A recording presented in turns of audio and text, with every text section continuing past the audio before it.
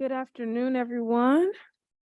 Good afternoon. We are excited to have a specially start to our meeting where we're going to swear in our newest board member, Miss Jessica Carter-Alton. We know that the district seat was vacated and we had a rigorous application and interview and selection process. And so we're so excited to have you swearing in today and join us at our meeting later at 6:30. So we have Judge Dorothy Harston Mitchell here to do the swearing in. I'm going to pass it over to you all now.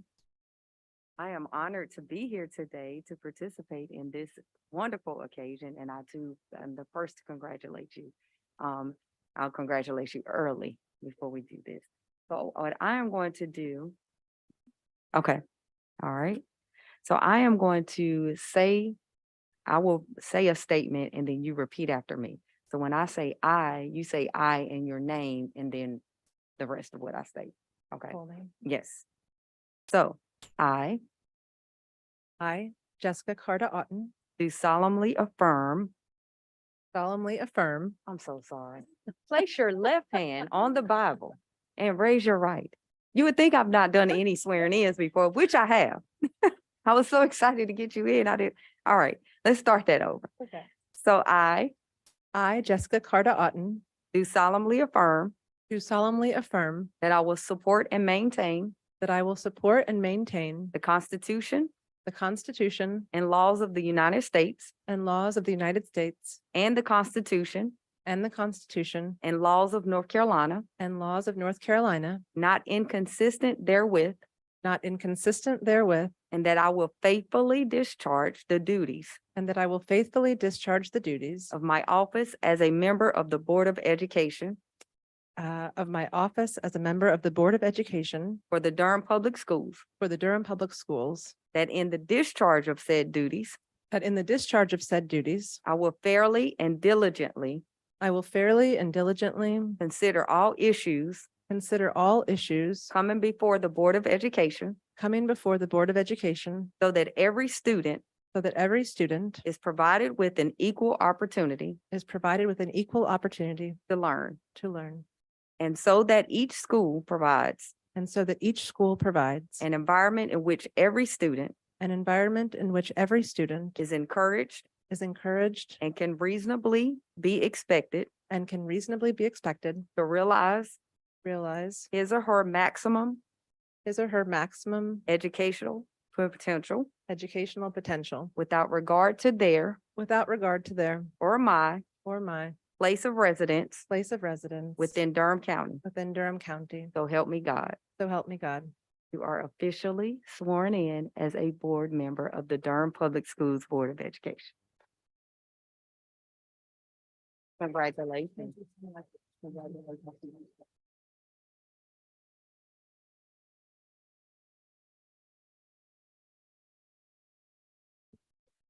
Jessica, you can join us up on the dais. We are so excited to welcome you to our board. We know you have some words that you might share a little later during our board meeting, or is that okay?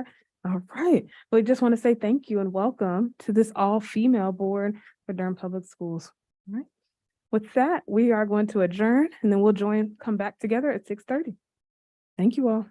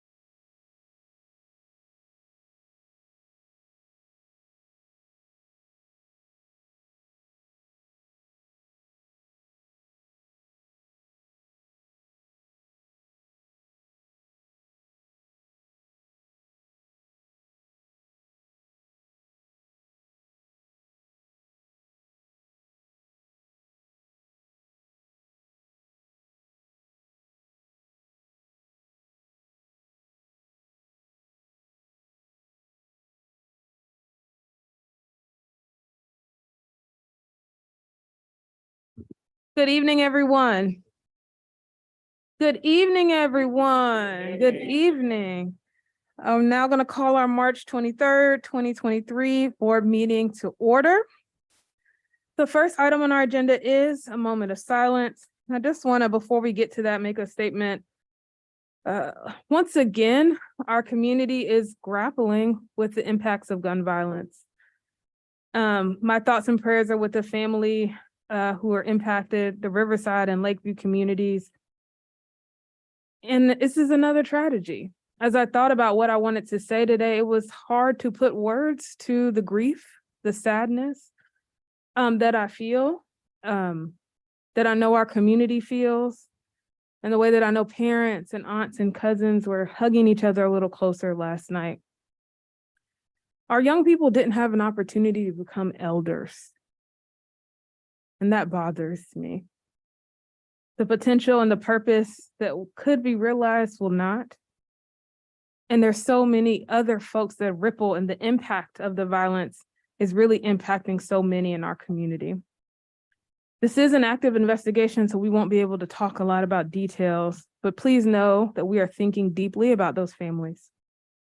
I often ask myself, and I think our board members too are asking ourselves, how do we stop this cycle? How do we ensure that our children can live and realize their full potential? How do we ensure their brilliance can continue to shine? What is our role? How do we engage others? And what is our community's role in making sure that this is true? I know Dr. Mabinga and his staff are working closely with Dr. Woods Weeks, as well as other school staff and administrators, to really consider how they're responding, to make sure that they have the necessary counseling supports ready for those students.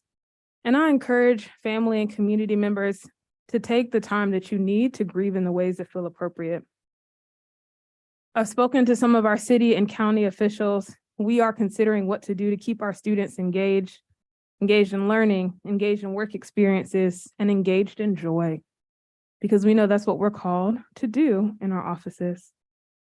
In our moment of silence, I really want us to consider how we can use our time and our talents and our treasure, our spheres of influence, to make sure our children can become elders, that their full potential is realized, their brilliance continues to shine, and they continue to be able to thrive in our community.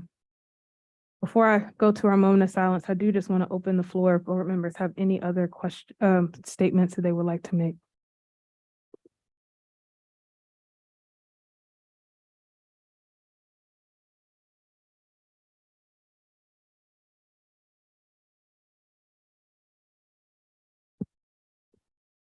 Thank you for taking this moment to acknowledge what's going on in our school communities, to affirm the work that our district is doing to support our administrators, our students, and community.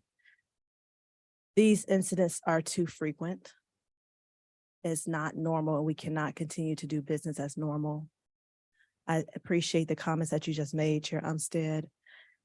We have to come together as a community to work collaboratively. It's a layered approach.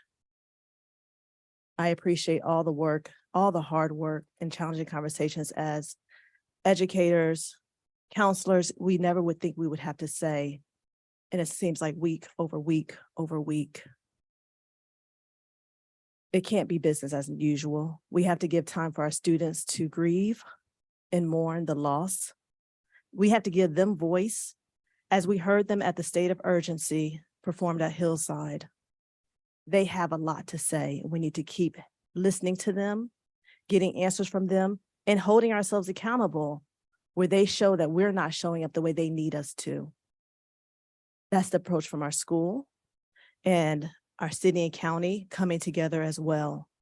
Our community is reaching out. I had an email to say, what would it look like to have a day of mourning, to have a pause, a day of mourning, having a pause. And we're going to continue working with the city and county to do this across the district. It cannot just be on the backs of the school system. It has to be all of us together. We have to reclaim our community and protect our babies.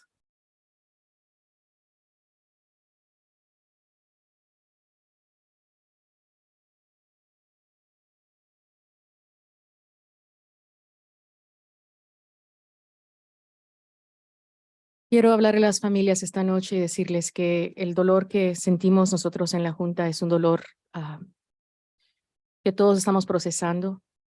Es un mensaje a las familias. Sabemos muy bien que hay campos de fútbol que no van a ser igual, porque nuestros jóvenes, nuestras luces no van a estar jugando esa pelota como lo hacen. Sabemos que hay iglesias que están impactadas, porque yo sé que estas familias también tienen comunidades también de fe, comunidades de fe en la comunidad.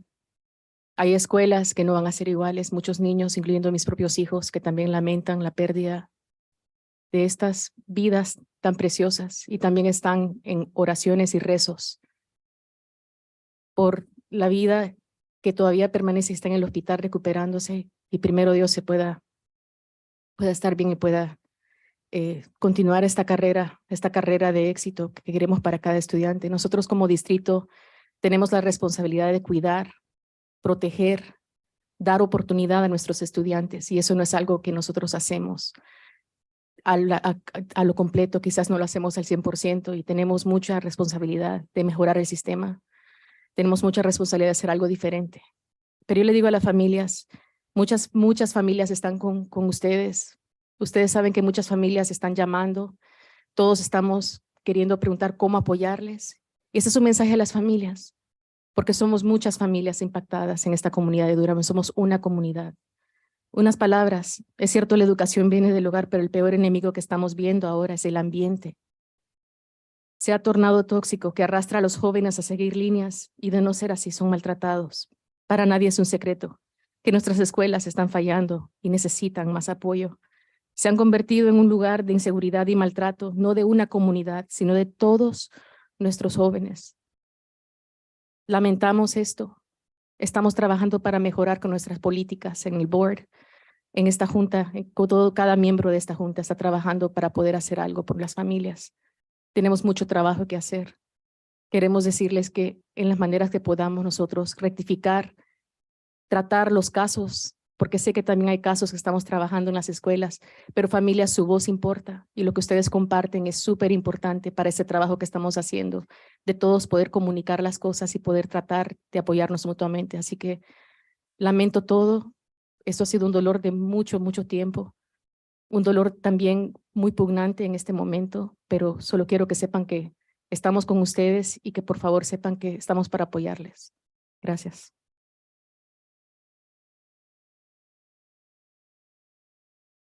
Any other comments from board members?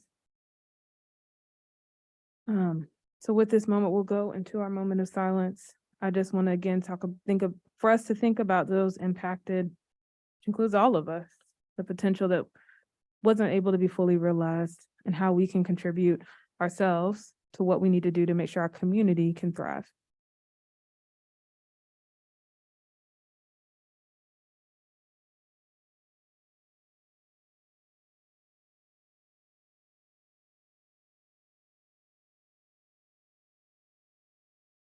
Thank you. With that, we're going to transition now into celebrations. I think we can hold the somberness of the moment and also celebrate some of the things that we have happening in our district at the same time and continue to figure out how we lean into what's going well to make sure we can support those who are struggling in different times of need. So we're going to transition now to celebrations. I also want to welcome our newest board member, Ms. Jessica Carter-Alton, to the dais. She was sworn in earlier today at 5 o'clock. And I do just want to open if you have an opportunity to say any words. First, I have to learn how to use my mic.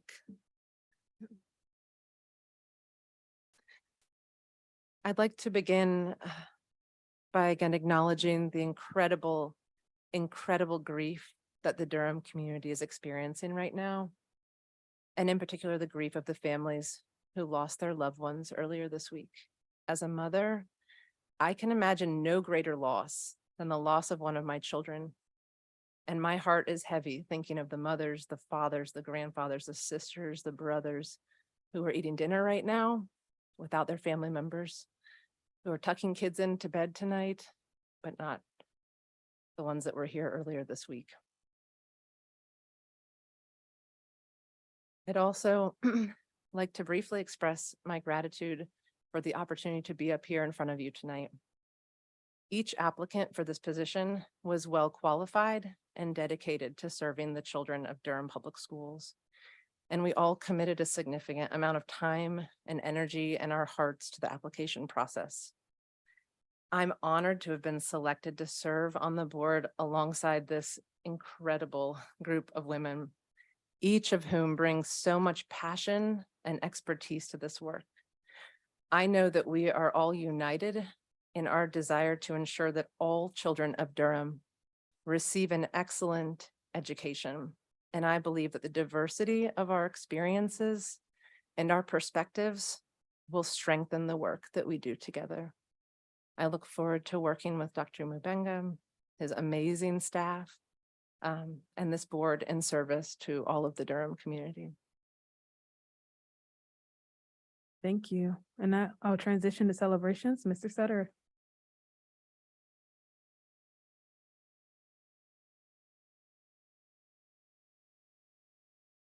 Thank you, Madam Chair. Ms. Carter-Otten, you are about to experience my favorite part of the month. This is the time when we celebrate our students, our community members, our teachers, our employees. We celebrate what is right in Durham, what is right in Durham Public Schools. We celebrate the gift of education, the gift of opportunity, the gift of commitment and service. And we will begin, well, let me go ahead and give you sort of the order of worship. We will begin with our Students of the Month, followed by our DPS Teacher and DPS Employee of the Month. We have 3 Spark recognitions tonight, 2 outstanding employees and 1 community leader. And then we will recognize our National Board Certified Teachers for this year. It's a list of excellence, and I am so proud that even in the midst of our solemnity and somberness and sorrow, we also have the opportunity to express joy and gratitude and thanks for the people who make Durham Public Schools great. We will begin with our Student of the Month from Durham School of the Arts, presenting Chloe Daniel. Apologies for the extra S in the précédent. I would like to ask Dr. Jackie Tobias to please say a few words. It is my pleasure. Even in this moment as principals, we all feel the pain of a loss at any school. I want to say that we're all family, and especially the big schools, we do feel that pain. It is my pleasure to introduce you to Chloe Daniel. As you can see, she's in her soccer outfit, and I'm going to speak fast because she has a game right now, and she ran from the game, came here, and her getaway car is waiting to take her back. But I'm going to give her a minute because I have to go back with her to watch said game. But the joy of being at DSA is that you get challenged by students. They're activists, they're fun. I mean, they keep me on my toes, and I love it. I'm just going to say that up front. It's been a pleasure to work with Chloe this year. She's our student government president, which means she gets to meet with me and she gets to present things that the students need and want. One of the joys this year is that DSA needed pep rallies back after a pandemic. We needed joy, and Chloe and team sat with me and they're like, can we have pep rally? They went through it. She spoke eloquently about this. So, for her, it's daunting to have to come and sit and speak to the principal, but not for her. I mean, it was a seamless activity. Chloe's an athlete, clearly a gifted pianist, by the way, a scholar, an activist, an advocate for the environment, a well-rounded student. And it is my pleasure to present her to you. I just have a side note. Her mom's Jamaican like I am. I just found out. So I was very excited to learn that. So Chloe, you do have a moment if you want to speak. I just want to thank everyone at my school. I've had so much support, and especially from my family. I mean, my getaway driver was very willing to wait for me to sprint to her. But yeah, I'm really thankful that I've been able to be with DPS for 7 years now. And I really think that it was the best choice for me. Thank you.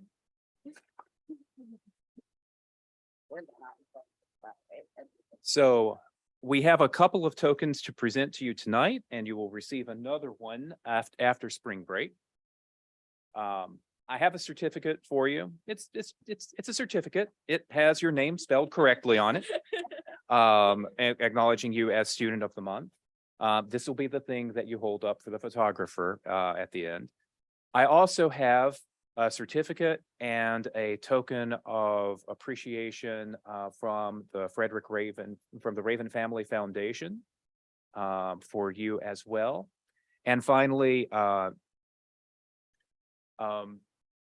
sorry. It is $250 gift from the Raven Family Foundation.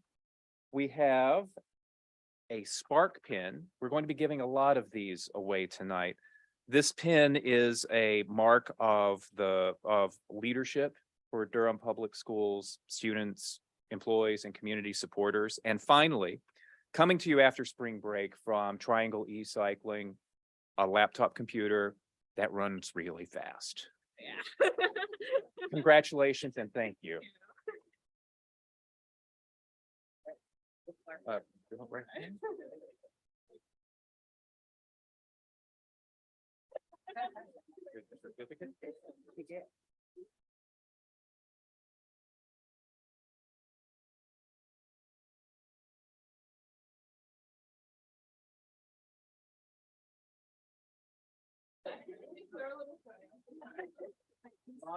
Mom, you're welcome to walk the red carpet too.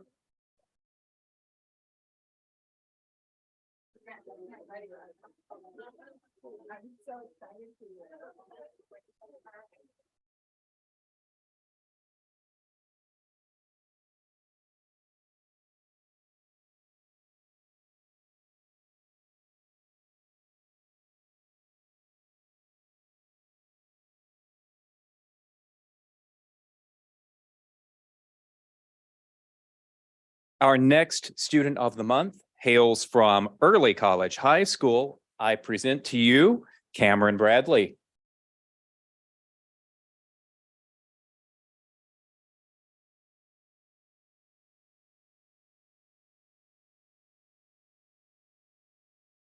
Good evening, board.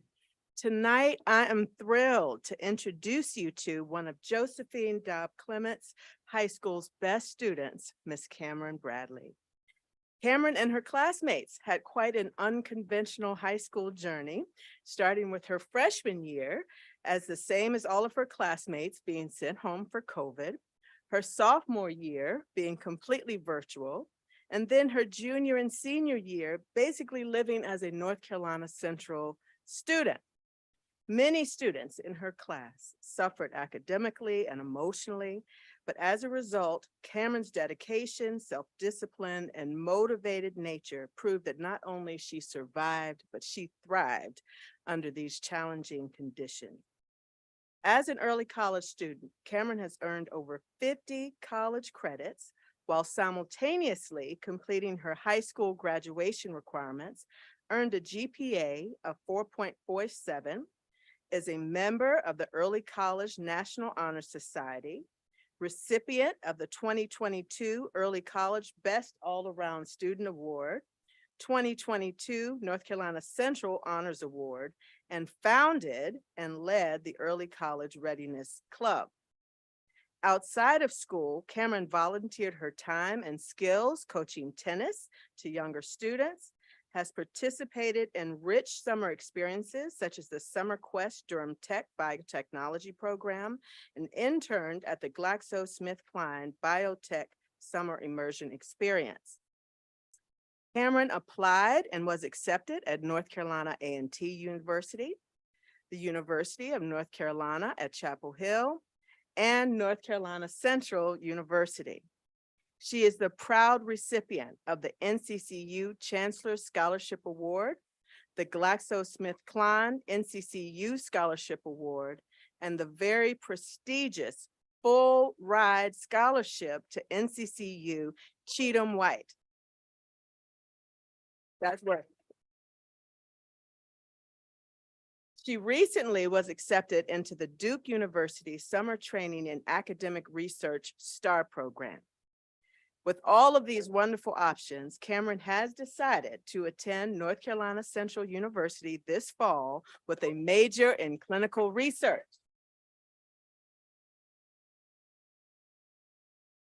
Although these academic accolades would make any parent or educator proud, I am most impressed by the memories shared by her early college teachers as a helpful and kind classmate and advocate for her peers. We, the faculty of Josephine Dobbs Clement Early College, could not be more proud of this amazing young woman, and we look forward to hearing about all of the things that she's doing to improve our community, our state, and our world. Thank you, Ms. Cameron Bradley, and congratulations.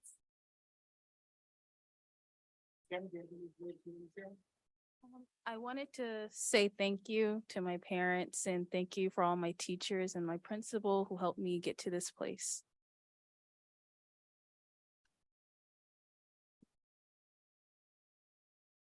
Cameron, I must, as an alumnus of the University of North Carolina, Chapel Hill, I must express my sorrow, but also my congratulations. Our students of the month are distinguished for leadership and academic success and perseverance, and we are proud to present you with your certificate, with your gift from the Raven Family Foundation, with your Spark pen, which I hope you will wear with pride, and with your laptop, which will be waiting for you when we all get back from traditional calendar spring. Congratulations and thank you. We'll hold that for you. You can, if you'll go around the front of the podium.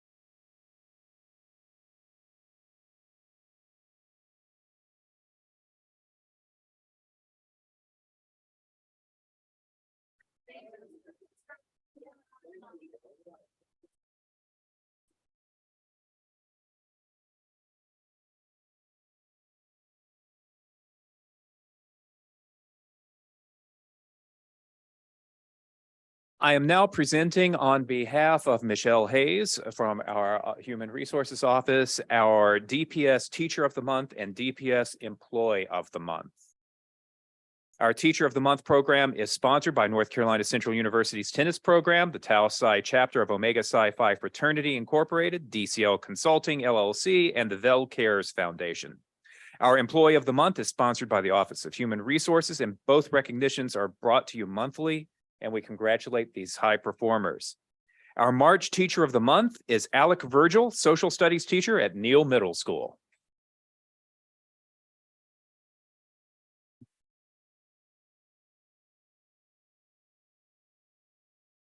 Well, Alec Virgil has been teaching at Neal Middle School for the last 2 years. And the nominee has been fortunate to work alongside him during those years. He's been a mentor to countless teachers, sharing his curriculum plans, helping build lessons and develop practice, and inviting others into his professional world.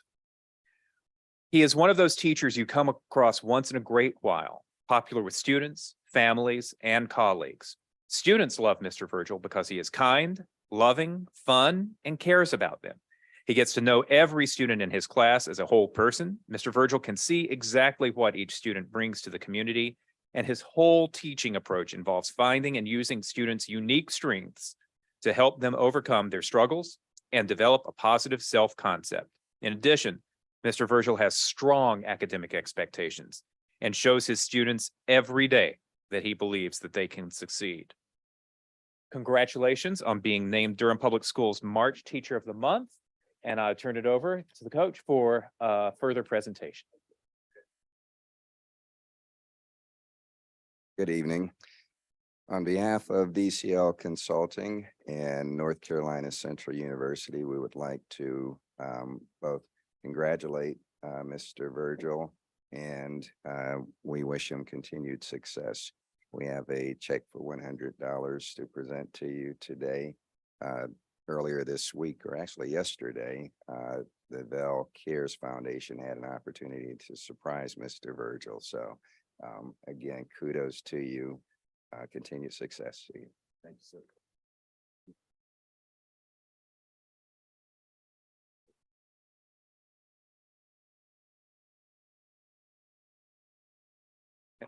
Is Mr. Covington here? Mr. Covington, please. So would also like to recognize Mr. Virgil's principal, Mr. Covington, and as I've previously noted it, without the notification of the principals identifying the excellent work by the teachers, and again, we would not be aware of their excellence. So thank you.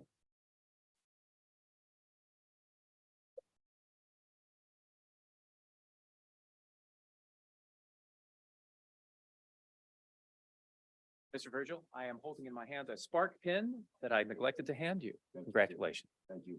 Thank you. Absolutely. Please give us more than one word. Good evening, everybody. Good evening. I want to first give honor to God for my being here, Jesus Christ, who is the head of my life.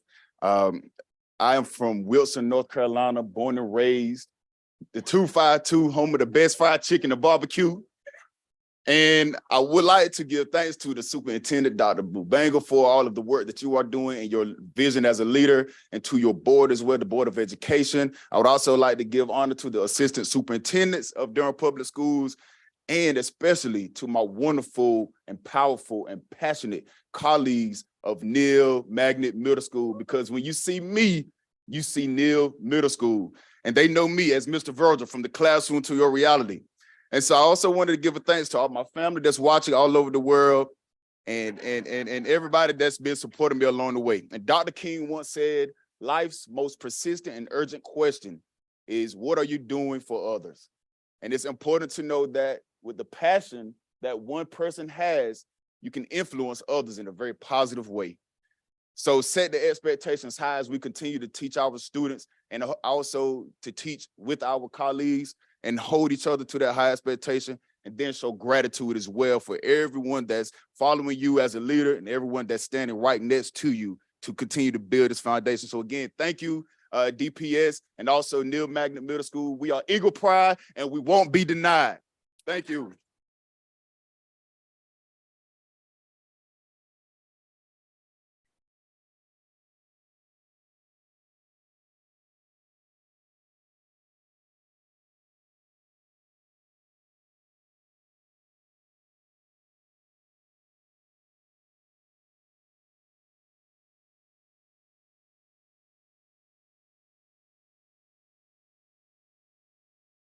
Oh, listen to that out there.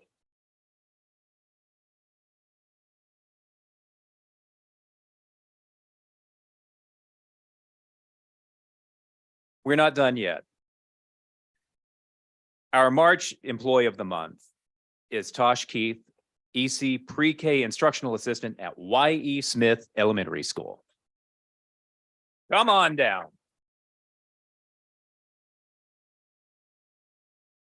Going above and beyond does not begin to describe Ms. Keith. While serving at Y.E. Smith Elementary School as an instructional assistant for the pre-K department, she stepped into the permanent substitute position of pre-K EC teacher for the highly structured classroom. Not only did Ms. Keith form a strong bond with Y.E. Smith students, she also formed a bond with their parents. Ms. Keith worked with Kashana Glass to gain a better understanding of the curriculum and the responsibilities of the pre-K EC teacher, which includes being a case manager, data tracking, and facilitating IEP meetings for our students. Ms. Keith is organized, nurturing, and structured, which makes her so effective in this position. She never complains about the additional responsibilities, and she is always solution-oriented. White Smith's pre-K EC students could not have a better lead teacher in this position.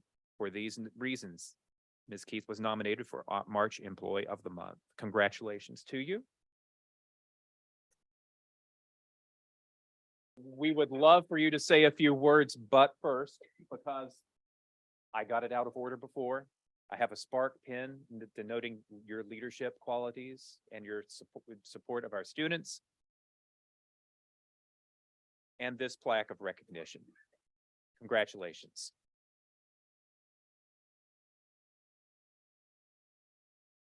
I would just like to say, being at Wyatt Smith was wonderful. It's been a wonderful experience. I want to thank Wyatt Smith employees. We're just like a family over there. We take care of each other. And the principal, Dr. Robinson, for giving me this opportunity to show and prove that I can become the best EC teacher possible. Thank you.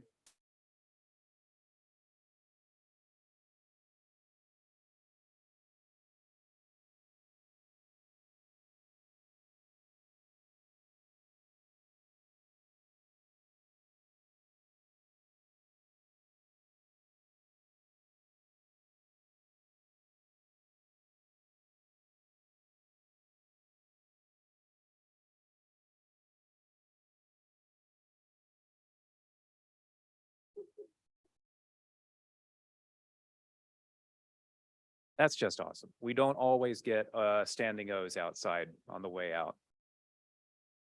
We have some more Spark nominations that have come from our community and our colleagues, recognizing people who distinguish themselves in leadership and service on behalf of Durham Public Schools. We will begin with two of our great colleagues from the Human Resources Department, and for that, I turn it over to Dr. Alvera Lassane.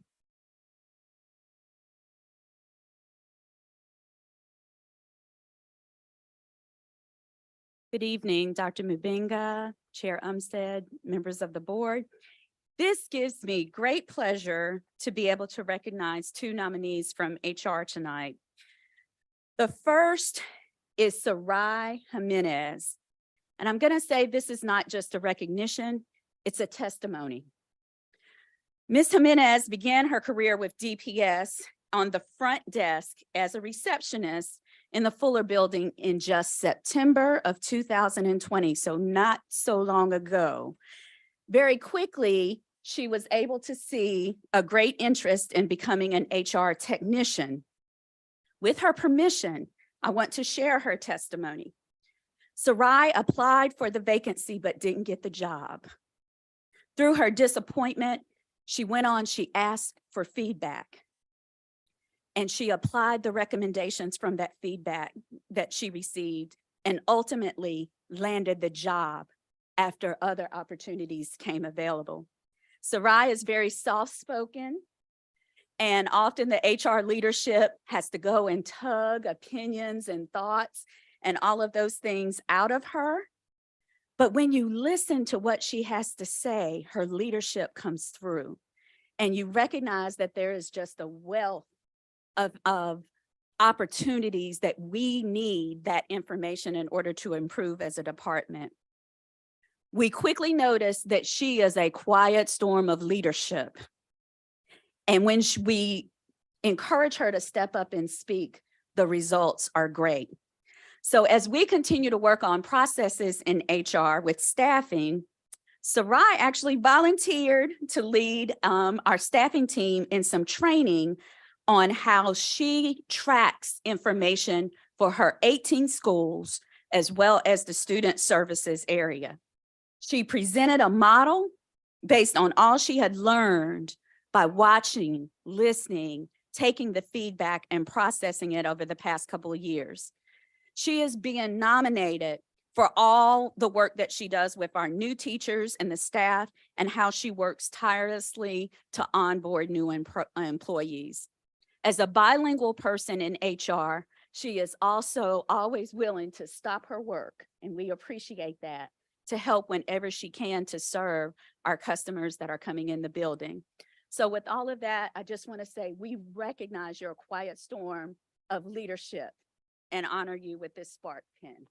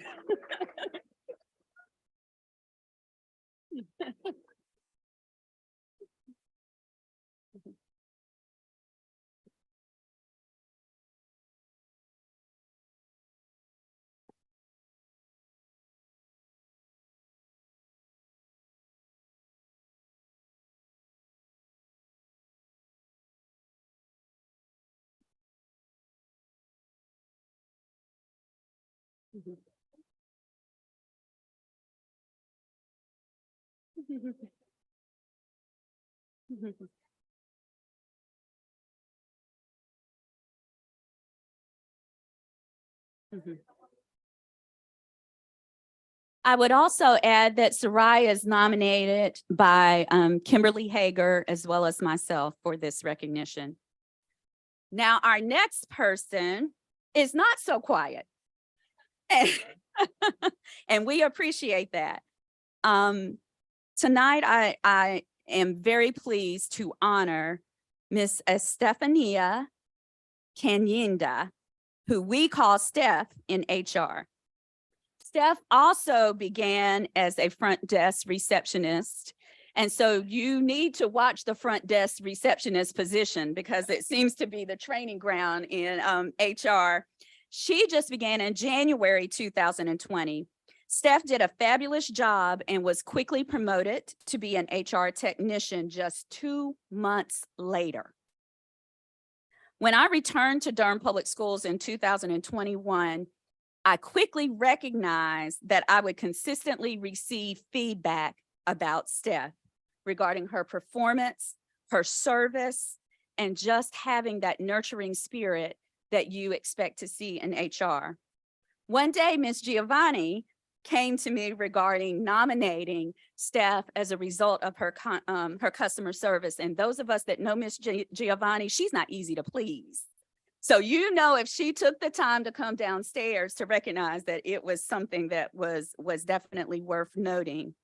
She had assisted with a workers' comp situation, but she didn't just assist with the situation.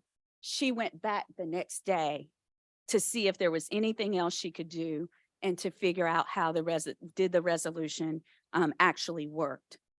She surpassed expectations for customer service.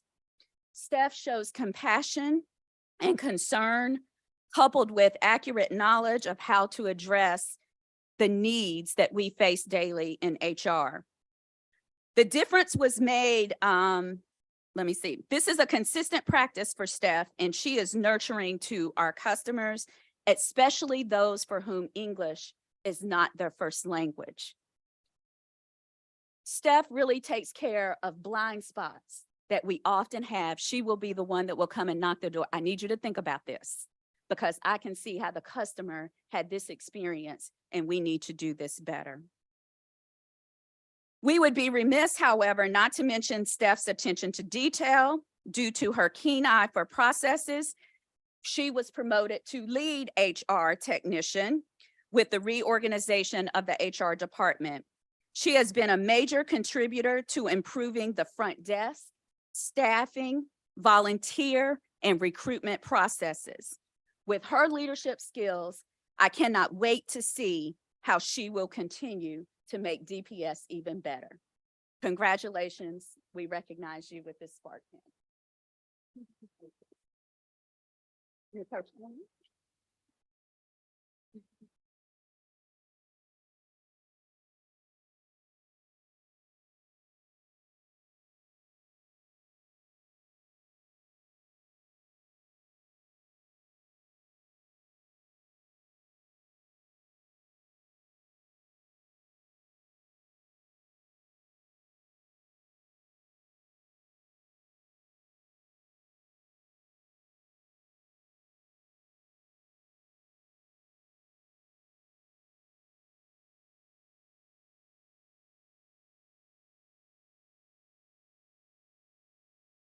Thank you.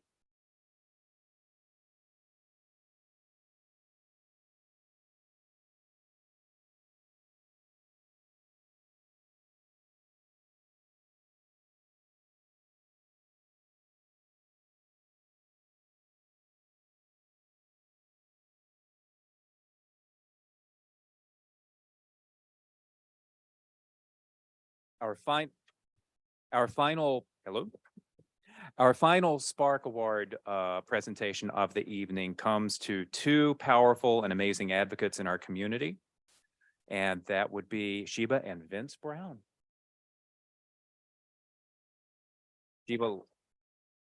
Vince and Sheba Brown have worked in education for more than 30 years.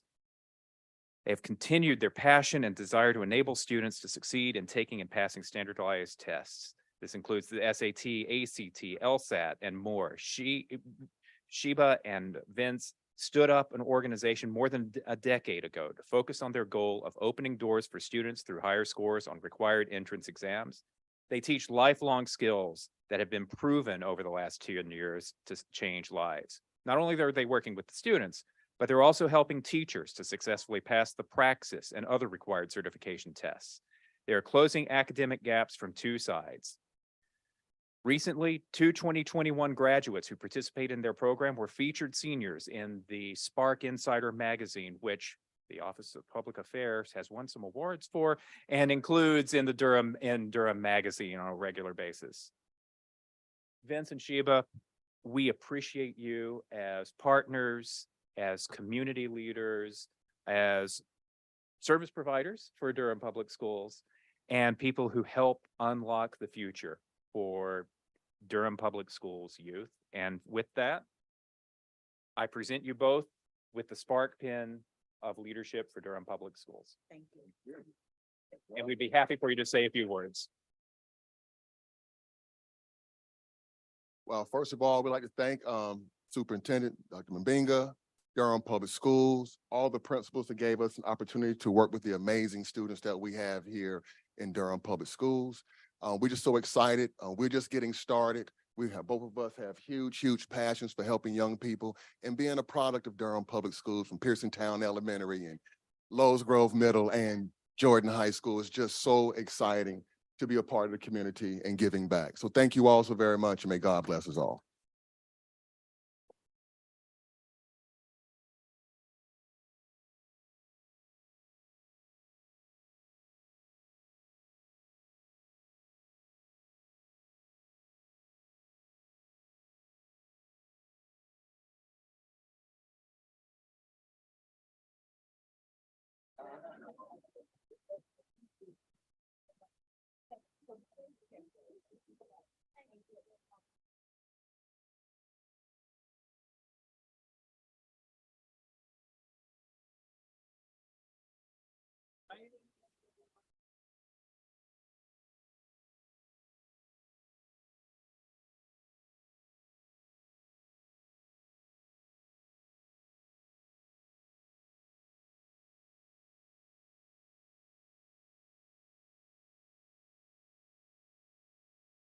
All right, last and absolutely not least, look at this line of teachers behind me.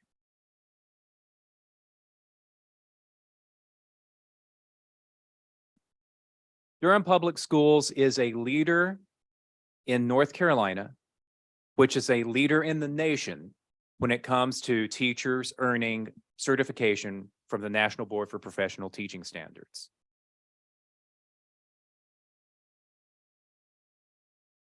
This month, a number of our teachers have either earned or renewed their certification, and I am going to hand the metaphorical baton over to Dr. Kelvin Bullock, who is going to present them.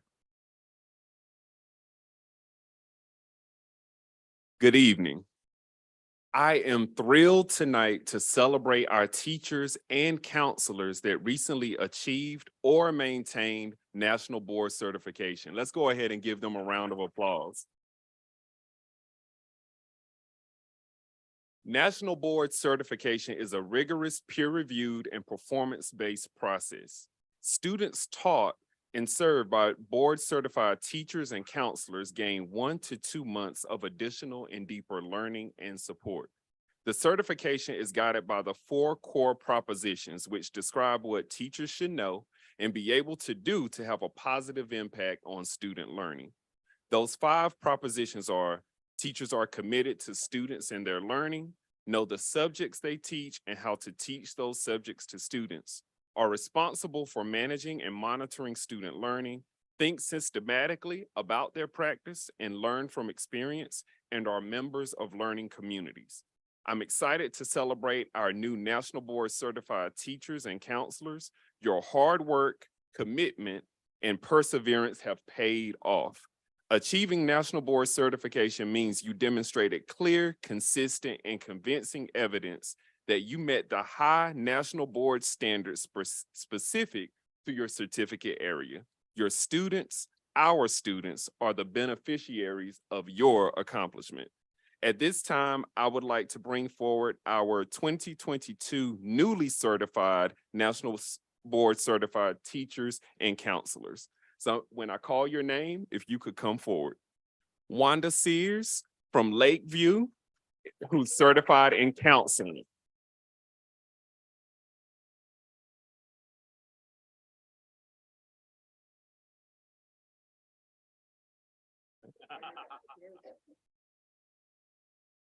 Darby Schenkel from Forest View Elementary. Congratulations.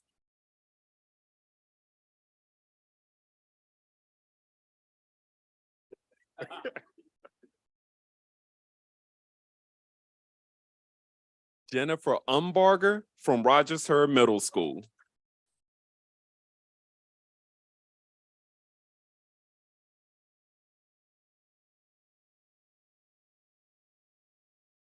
Millie Rosen from Durham School of the Arts.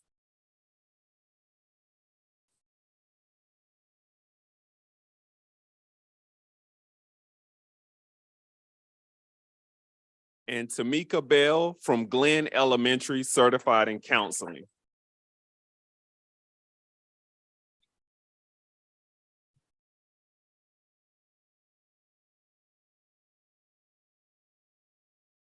We also want to congratulate those who reaffirmed their commitment to their practice and their students through maintenance of certification.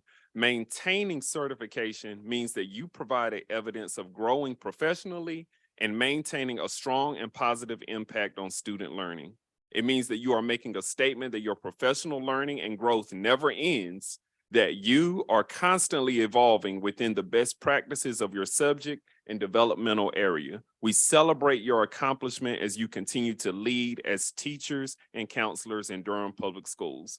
Our 2022 maintenance of certification teachers who are here with us this evening are Sandra Jameson from Y.E. Smith Elementary.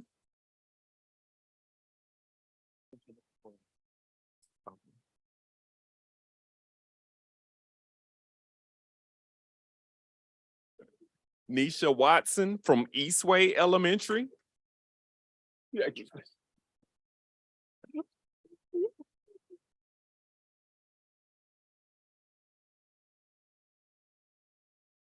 And Christy Wolf from Jordan High School.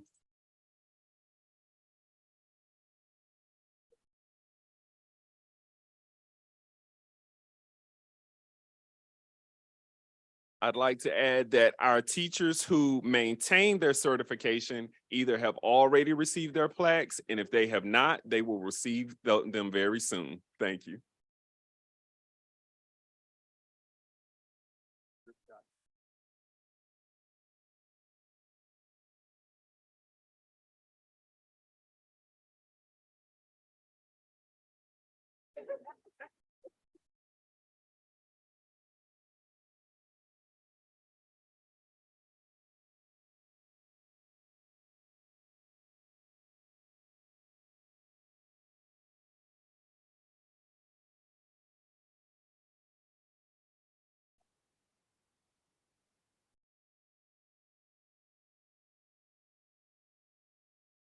And as Dr. Bullock recedes into the distance with the plaques of those who couldn't be with us tonight, Madam Chair, this concludes our celebrations for the evening. Thank you very much. Thank you so much. We are going to go ahead with our next item. That we're going to swear in Jessica again, Ms. Carter Alton. So if you could head over to the, we're going to swear you in. So if you can head over to the podium. We have our notary here that will swear you in.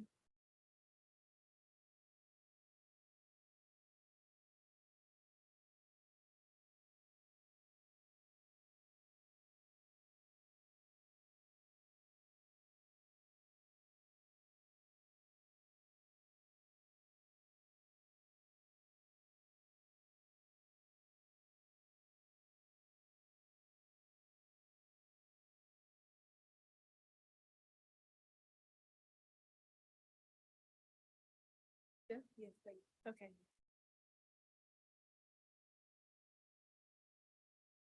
Left and right, left, forward, right. You ready? Okay. It's my first time. Ready? I state your name. I, Jessica Carter Otten. Do solemnly affirm that I will support and maintain the Constitution. Solemnly affirm that I will support and maintain the Constitution. And laws of the United States. And laws of the United States. And the Constitution and laws. Constitution and laws. Of North Carolina. Of North Carolina. Not inconsistent therewith. Not inconsistent therewith. And I will faithfully discharge. And I will faithfully discharge. The duties of my office. The duties of my office. As a member of the Board of Education. As a member of the Board of Education. For the Durham Public Schools. For the Durham Public Schools. That in the discharge of said duties. That in the discharge of said duties. I will fairly and diligently consider. I will fairly and diligently consider. All issues coming before the Board of Education. All issues coming before the Board of Education. So that every student is provided with an equal opportunity. So that every student is provided with an equal opportunity. To learn. To learn. And so that each school provides. And so that each school provides. An environment in which every student is encouraged. An environment in which every student is encouraged. And can reasonably be expected. And can reasonably be expected. To realize his or her maximum educational potential. To realize his or her maximum educational potential. Without regard to their age, without regard to their. Without regard to their. Or my place of residence. Or my place of residence. With Durham County. Within Durham County. So help me God. So help me God. Congratulations. Congratulations. All right. Thank you so much. We're excited to have you on board. The next item on our agenda is celebrations. I'm going to pass it to Dr. Mavinga. I'm sorry, superintendent's update. I was right in passing it to Dr. Mavinga. Just read it wrong in my paper. The superintendent's update. Thank you, Madam Chair. Chair Umstead, members of the board. I want to open my remarks with the acknowledgements that once again, the Durham Public Schools has been touched by gun violence. When 2 of our students lost their lives and another was injured in shooting on Tuesday night. Experienced additional loss of life due to gun violence this week. As your superintendent, I never grow numb to the loss because I desperately wanted to stop. But I am reminded that I lead a school district that is a part of the greater community. As a microcosm of community, we not only teach and learn, but we provide safe refuge and mental health supports. We work very hard to serve our students, but we don't accomplish these things alone. Communities work together. Saving lives require that all work together, so I invite and appeal to our community to do so. Gun violence is a statewide and national epidemic. We have heard conversations, people struggling to understand what has been happening. Well, human nature has not changed in the last 20 years. Our students are the same people. Our neighbors are the same people. We have to ask ourselves the hard question. What has changed in our community? We have to face it, and then we have to answer it with what a community is going to do about it. Thank you for giving me some time to reflect on this loss and to urge our community forward. It's been really tough. I really wanted to stay off my script a little bit here. Anytime you get a call from a principal, like today, you wonder, what else can we do? I always say this, it takes a village And I appreciate all the calls, texts that we receive from different stakeholders, faith-based community members, elected officials. It's gonna take all of us to be around the tables. Every person will be able to bring their own tool to be able to address this tragedy. Losing young folks, I cannot even imagine. I cannot imagine the pain, the suffering that these families are going through. Personally, never experienced something like that, losing a loved one like a child. Our thought and our prayers are with these families as we're finding ways to be able to address this, I don't want to call it phenomenon, that has been really in our community for a long time. Members of the board, on another note, I also want to bring our teacher art gallery showcase to your attention. Our teachers are multi-talented, and we invite you to visit and take a look at the creative works. The gallery is being hosted by the Durham Arts Council, its first exhibit in collaboration with the school system. The exhibit is free and open to the public and features more than 50 pieces of artwork by 17 of our own teachers. It's located in the Arlington and Simmons Gallery in the Durham Arts Council Building, 120 Morris Street in downtown Durham. The exhibit will continue through May 5th. I want to celebrate that Rogers Herd Middle School was again named a school to watch and recognized during the 50th anniversary of the North Carolina Association for Middle Level Education Annual Conference this week. Rogers Herd has been listed as a school to watch since 2008. Congratulations to Dr. Keisha Lettuce Rogers, her staff, her students on the hard work and dedication to excellence. I am excited to share that we are making progress with our Growing Together academic and student assignment initiative for middle and high schools.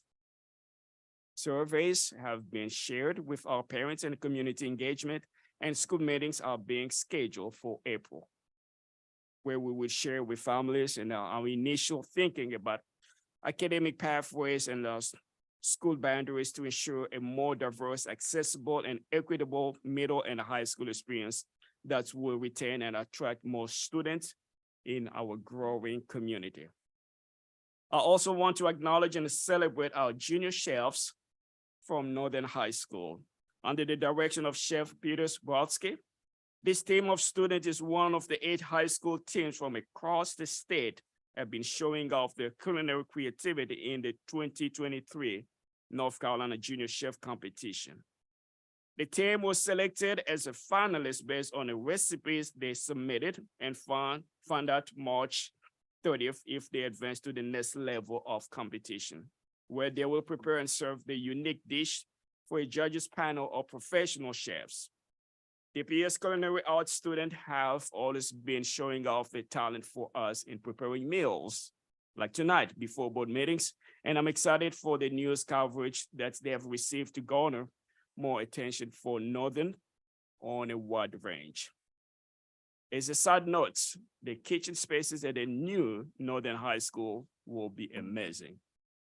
Finally, next week is spring break for our traditional schools. Our year-round schools are already in intercession. As always, I want our students, our staff to practice self-care during the break and come back refreshed. This has been a challenging week, and these opportunities well timed and well deserved. Madam Chair, that's conclude my remarks. Thank you, Dr. Mabinga. The next item on our agenda is our agenda review and approval. Move approval of the agenda. Second. It's been moved by Ms. Rogers, seconded by Ms. Spire. Any other discussion? All those in favor, please say aye. Aye. Any opposed, please use the same sign. It passes unanimously. The next item on our agenda is the Board of Education monthly meeting minutes from February 23rd, 2023. Move approval of the minutes from February 23rd, 2023. It's been moved and properly moved by Ms. Byers, seconded by Ms. Valladares. Any other discussion? All those in favor say aye. Aye. Any opposed, please use the same sign. It passes unanimously. The next item on our agenda is general public comment. Before we get started, I will do a quick review of the rules. Please state your name, and if you are speaking for an organization, please state your name and the name of the organization. Second, speakers are asked to present their comments within, we'll do 2 minutes. We got a good number of speakers tonight. When the yellow light comes on, you have 1 minute left to wind up your remarks. When the red light comes on, it will beep, and that indicates your time is up. Complaints about named staff, students, or parents should not be voiced in open session. However, we are very interested in hearing your concerns with regard to public education, safety of our students, and to the operation of the school system. Finally, board members will listen carefully and consider the comments, but we do not engage in the discussion with our speakers. All right. I did say 2 minutes. So for our folks coming in, we'll have 2 minutes. But also please know that any comments that you've written up, you can share with us at boe@dpsnc.net. All right, we'll go first with Deborah King, followed by Vanessa Barnett Laurel.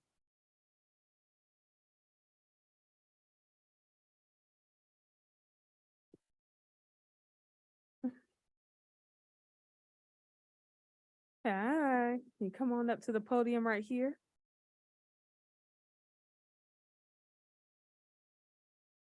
Right. And it starts as soon as I start talking. You Okay. got it, Ms. King. All right.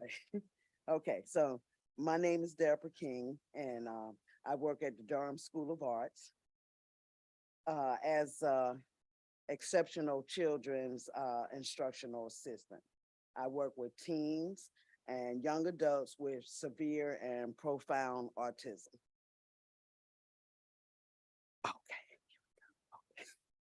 My day consists of getting the students on and off the buses. We sometimes do not get breaks due to the unpredictability of some of our students.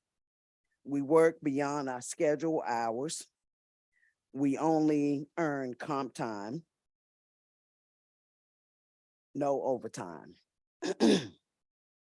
which can be hard to use in a department when we don't get enough subs and taking time would leave coworkers shorthanded.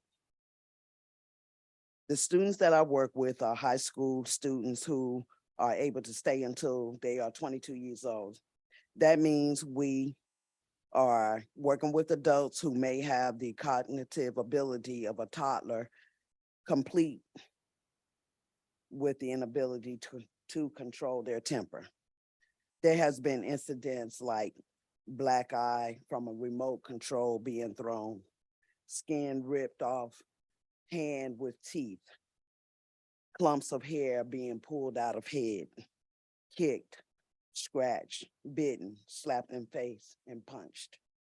This is often everyday reality in many of our special resources, which is formerly known as self-contained. My time is over with. It is sometimes, anyway, all of this is to say that we're looking to get better pay in reference to the cost of living. Thank you very much. Thank you, Ms. King. All right, we'll have Vanessa Barnett Laurel, followed by Jenny Calderon, and then Sunny Geraldo. Good evening, everyone. Apologies, I came from the Hub Farm today. So my name is Vanessa Barnett Laurel. I am a 4th grade teacher at Ignite Online Academy in Durham Public Schools, former DPS student, future DPS parent. I'm here tonight to urge you to vote in favor of increased salary for classified staff, as well as hopefully differential pay for EC instructional assistants and EC instructors. Last year I taught kindergarten, no IA this year in 4th grade, but last year I taught kindergarten and then 1st grade. And our IA, Miss Sarah, was absolutely phenomenal. She was indispensable instructionally, relationally with the students, logistically, like she made everything possible. She helped with literacy small group instruction. She helped with proctoring assessments. She chaperoned field trips. She does all of it again this year, all over again with a smile. She subbed short term, she subbed long term. She did everything. She had all of the hats. She's a rock star. She's a professional. She's a working mom, just like so many of our other IAs and classified staff in DPS.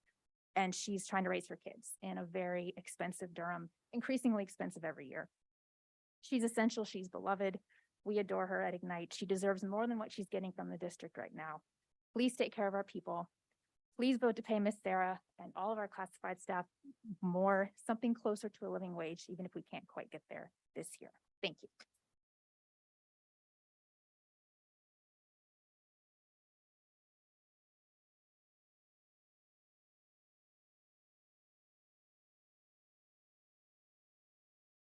Good evening, I'm Jenny Jones Coldren, and tonight I'm speaking as a mother of 3 DPS students, as well as the People's Alliance Education Action Team co-lead. First and foremost, I do want to take a moment to acknowledge the grief our community is feeling right now. There are 2 young men that are dead, and literally the last time I came to speak to this board, we were mourning the loss of a different DPS student. And I wish that I had eloquent words, but I don't, and we can't make this situation any better. But I have always believed that public education has the potential to prevent this sort of tragedy. In fact, study after study proves that it does. So I'm here tonight because I believe in this institution, and I believe in the importance of this institution in this moment. Our children's needs are great. Since this time 3 years ago, our entire world has changed. And for our children, so much more so. They need the very best from the adults in our school buildings, which means those adults need the very best from us. Our team is asking for the full funding of the comprehensive salary study presented to this board in January, as well as funding for differential pay for our EC staff in order to appropriately value the additional workload and the physical and emotional demands of teaching our students with the highest support needs, like you just heard about. We are asking this board to take care of our staff because we believe that when we do that, our staff will take care of our students, and that's what we need to happen. Thank you. Thank you. Next, we'll have Sunny Geraldo, followed by Robert Johnson and Rachel Owens. Hi, I'm Sunny Geraldo. I'm a IA Southwest and the DPS president of IAs. What started out as just more money for IAs has gotten a lot bigger and includes all classified staff now. We would just want to say thank you for doing the salary study, looking at it, but all classified staff are in need of money. We have people who are working 2 or 3 jobs. I had an IA send me a message and I sent it to her principal. She has to figure out every day, am I going to have lunch or is my child going to have lunch? Her child has lunch. Her kids in her classroom ask her, why are you not eating? Her excuse is, I forgot my lunch. So her students go and bring lunch from the cafeteria to her every day because she has to choose. Either she's going to eat or her child is. We work just as hard as teachers, not to take anything away, but I tell our IEs in our building, we should be on roller skates because we are pulled in so many different positions. Our cafeteria workers, if you talk to them, they are also working multiple jobs. This increase will help so many people to quit 1, 2 of their part-time jobs to have time for their families. We know that you support this. We just need to fight harder. We need to remember what our why is. We had a workshop at the beginning of the year for IAs. I said, what is your why? Why are you here? It's not because we're making money. It's because we love our kids and we love what we do. But we need to be able to focus more on them without having to worry to leave our jobs. Thank you.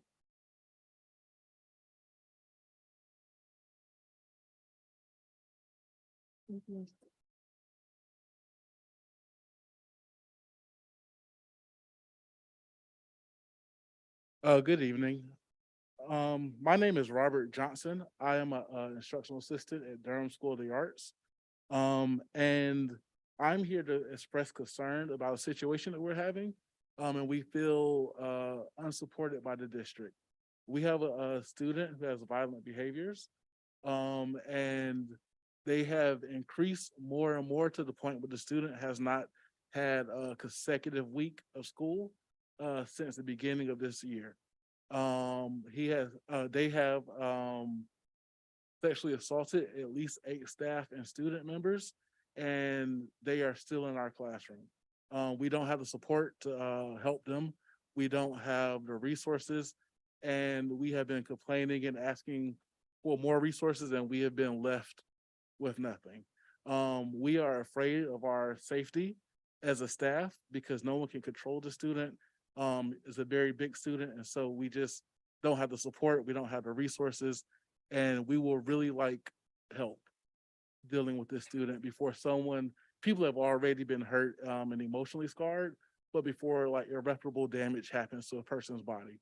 And as all the other IAs have said, we don't get paid enough to put our bodies on the line to be hurt and possibly be like disabled because we're not getting support. And so please, I'll be emailing all of you more information, things I can't get to publicly, but please, any help would be extremely useful.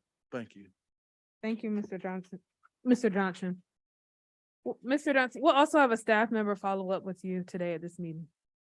Thank you. Can I have Rachel Owens, followed by James Barnes and Ron Barone. Good evening to you all.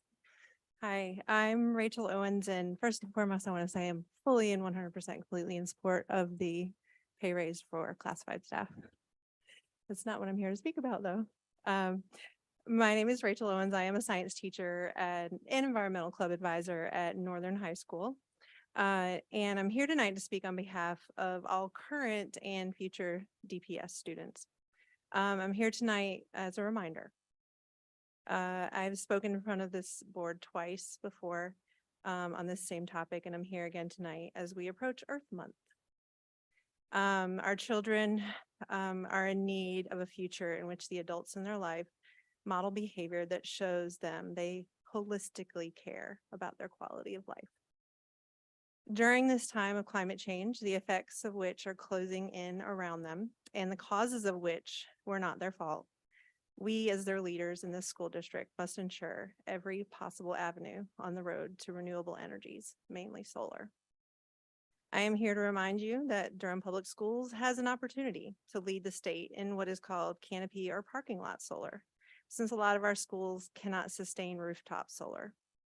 But for the schools' roofs that can handle it, I am here to remind you that that should be a priority because North Carolina is a leader in that area as well. I am also here to remind you that my students and I are here to help in any way that we are able. We want to work with you and any DPS staff member that will have us on their team. I'm here to tell you our students are leaders. They have amazing ideas. Their wheels are always turning, always. And it's my absolute privilege on a daily basis to be their teacher. Please, please, please join me in valuing their future and help us to solarize our schools. Thank you. Thank you.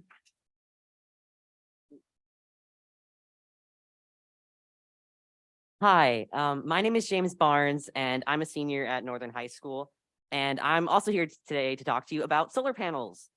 Northern High School is currently considering installing parking lot solar panels at our new building. And I'm extremely excited about the idea that one day our school could be powered by the sun. In order to protect our children's futures, we need to switch to renewables as soon as possible. Parking lot solar panels won't just provide clean energy, they will shield cars from the sun and keep cars cool even as our planet warms. I mean, who likes stepping out into their car when it's hot and muggy and your car is even more hot and muggy? Solar panels will keep them cool. I used to go to a charter school with parking lot solar, and not only was it cost effective, it was a fantastic learning tool to teach kids about renewable energy and climate change. I want to let the school board know that kids do care about renewable energy. I mean, it's our future at stake after all. I hope we can work together as a community to make sure this plan is followed through and expanded upon in all Durham public schools. Thank you. Thank you. Next, we'll have Ron Barone, Volker, sorry, Ron, Volker, I apologize if I'm mispronouncing your name. Volker, yeah, all right. And then Elizabeth Jones. Good evening. First, I wanted to welcome Board Member Carter Alton. I really look forward to your wonderful work on the board. A few months ago, my non-binary DPS kindergartner and I came to speak to the board about passing a necessary and overdue LGBTQ and gender non-conforming policy. Carmel was absolutely overjoyed when I told him a few weeks later that it had passed. But progress since then has slowed to a crawl. The promised task force seems stalled. Universal training for teachers and staff hasn't been discussed. Carmel's teachers need training and support as they learn how to best support Carmel. We need progress on the task force.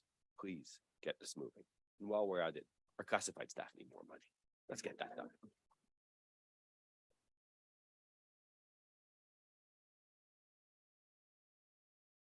Hi, good evening.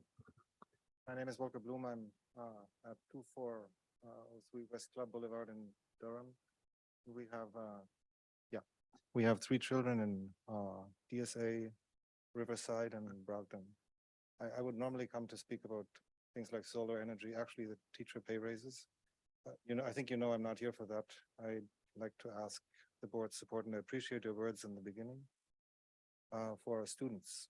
I think we need to see you, and I think they need to see you in person. They need to hear your words that you spoke to this boardroom, but our students will not hear in the light of the shootings that are going on.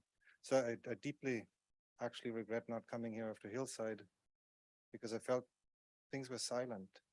I see your letter, Dr. Mabenga, on the website, but it doesn't say we grieve for our students. It says we're doing something. It isn't getting to the children. So 3 teenagers were shot. I know next to Brogden Middle School, next to Brogden Middle School, 2 of them died a month ago, the Hillside. This tragedy will happen again if we don't do anything, if we follow a process that does not imply more than business as usual. And that's in many respects what we do. Process is good, but it's not everything. What I'm asking for is that DPS at least do something that recognizes for the students and with the children, in front of the children, what happened, and that this isn't what we are, what we want to be. That we call for kind of a day of mourning, a minute of silence or so across DPS, because this will happen at another school. We can do it at Riverside. By the way, we forgot Brogden. Brogden was affected. Right? Brogden was the school that had the crime site next to it and where these children went before they went to Riverside. This is a DPS matter, I think, because these are the school district's kids. They went to school together. They were killed next to their school. The school was locked down. The children there know the victims. And I think DPS will own this, whether we like it or not. And I think we need to do something before the next time comes. Hopefully, we can hear you speak to our children, not to us, not to this boardroom, to our children. Thank you.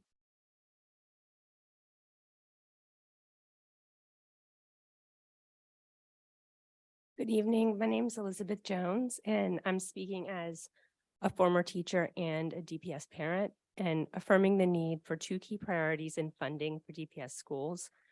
First, the wage increase for classified staff, and also differential pay for exceptional children's teachers. Even before our current state of inflation and increased cost of living, our classified staff struggled to make ends meet due to low wages. In a county supposedly committed to ensuring a living wage, it's unacceptable that our classified staff, who provide such a valuable service to our school communities, have to endure such low pay.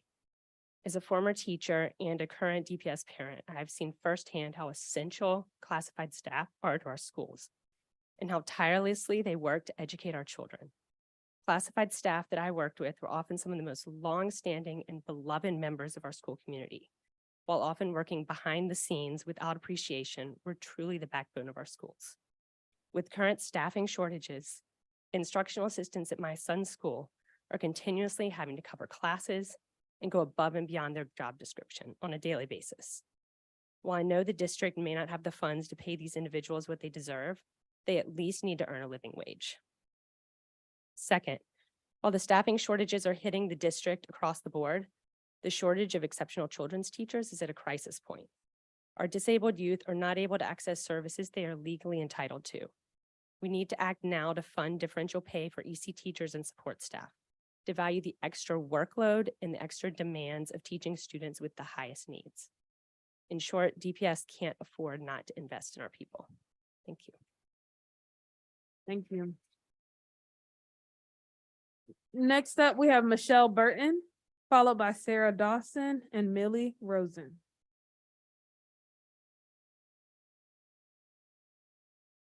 Good evening. My name is Michelle Burton, and I am an elementary school library and media coordinator at Spring Valley Elementary School, and I'm the current president of the Durham Association of Educators. And I'm so excited because two of my Spring Valley babies are here, Fiona and Isabel. But I'm here to talk about the classified pay study. DAE is in full support of this being in the DPS budget for the 2023-2024 school year. You have heard many of the stories from our IAs and other classified staff that they're just not getting paid enough money. We know this. And unfortunately, we know that the state, the legislators in Raleigh are not doing what they're supposed to do to fund our public schools and pay our people what they need to be paid. So we have to pick up the difference here in Durham. So one of the things I want to say is, we keep losing people. We've lost two really excellent IAs at my school, Spring Valley, to go out and work in Research Triangle Park. One is going to make $10,000 more. And so what I want to say is that we have to be bold in what we do and getting our people paid a living wage to live here in Durham County. I also want to encourage you all to ask for more money to find out how can we get parental leave so our folks can have parental leave, that they don't have to borrow sick leave from their co-workers. And also, our neighbors to the east now has master pay. So, thank you so much for being such a supportive school board. Thank you, Dr. Mabing, for being supportive. And let's be bold and ask for more money. Thank you.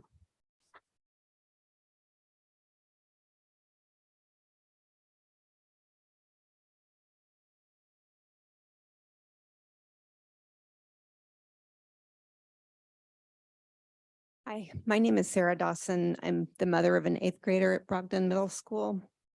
I'm also a psychotherapist who specializes in trauma treatment. Like you, I'm devastated for the families who lost their children on Tuesday night. I'd like to describe what happened on Wednesday at Brogdon because I feel strongly that though everyone at Brogdon was doing their best, we can still improve how we respond to emergencies to better insulate our kids from further trauma. On Brogdon's campus on Wednesday morning, a police substation was assembled. We were directed to drop off in front of the school because in back of the school, there was an active crime scene. A policeman yelled at me to stop and let my kid out of the car and then told her to run into the building. Another parent I know asked an officer to allow her to watch her son enter the building, and his response was to scream, "You have to clear the area." Meanwhile, helicopters started to circle the school and nearby woods. This is how my daughter and all the rest of Brogdon's student body started their day. Unsure of whether there was still an active threat to the area or not. They literally went from the relative safety of their cars to a school on lockdown status, the second lockdown within 4 days. When I picked her up, she talked about the flashing police lights on all day outside the windows. She said that staff told kids not to discuss what was happening and not to look at their phones.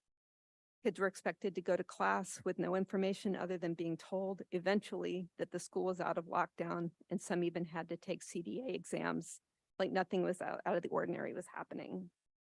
The kids were told eventually there was no active threat. At the same time, they were learning from their phones about what had happened. My daughter watched a video showing an aerial view of Brogdon from one of those helicopters while she was in the very building. Telling someone they're safe while all the external sensory information says otherwise is confusing and ultimately trust breaking. I think we can do better to insulate our children. Thank you.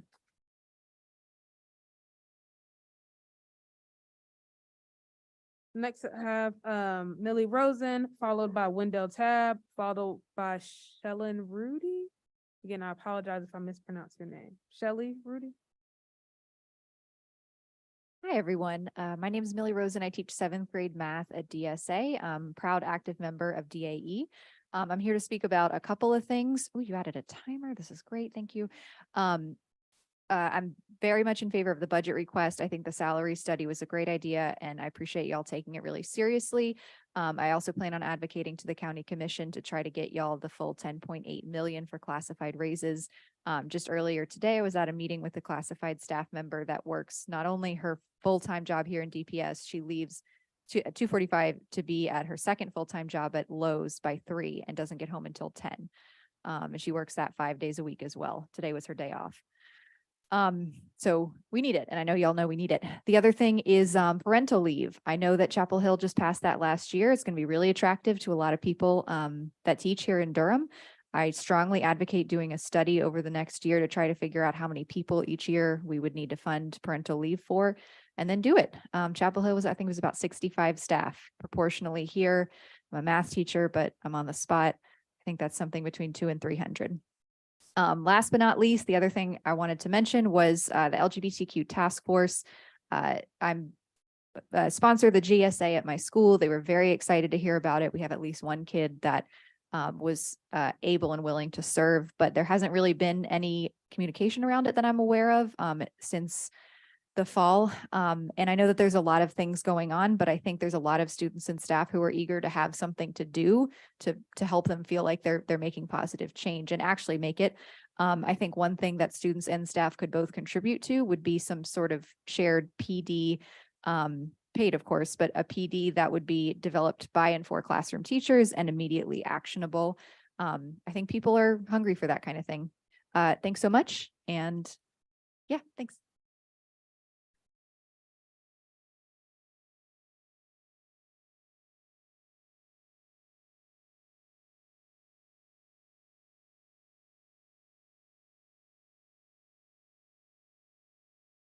Good evening to Dr. Mbinga, Chairwoman Umstead, and to the members of the board and to the administration. Wendell Tab, and I stand before you tonight to give commendations to your staff for working with us for a state of urgency. On behalf of Ms. Tiffany Aggerston, who's the new drama director, and those students in state of urgency who cannot be here tonight because they are attending a performance at the Carolina Theater. But I stand here in their absence as well, here again to say thank you.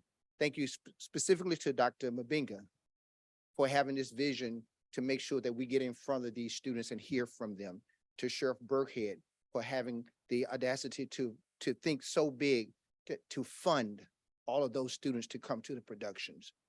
And also to Dr. Maddox Perry, to Dr. Judd, to Ms. Tamika Ward Satterfield, and to Ms. Krista Roberts and the entire Public Affairs Office, and to student support for really, really, truly setting up that talk back with us. And to you, the school board members, for participating and supporting that initiative.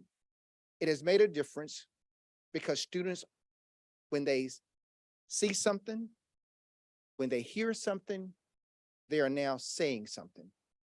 And it takes those students, the power of those students, that's going to make this difference. And what I do encourage this district is not to wait for anybody else, whether it's city council, whether it's county commissioners, whether it's general assembly, to be the force behind what we decide to do to take care of our own children. We have to take that step and make sure that we are taking care of our students and be the leader and not let anybody else dictate to us how to take care of our babies.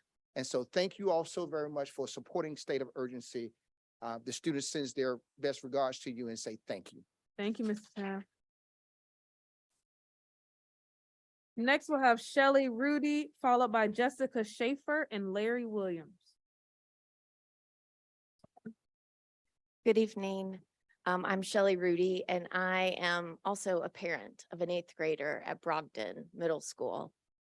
And I come here tonight with deep grief and heartache, as we all have, over the loss of 2 students in our district.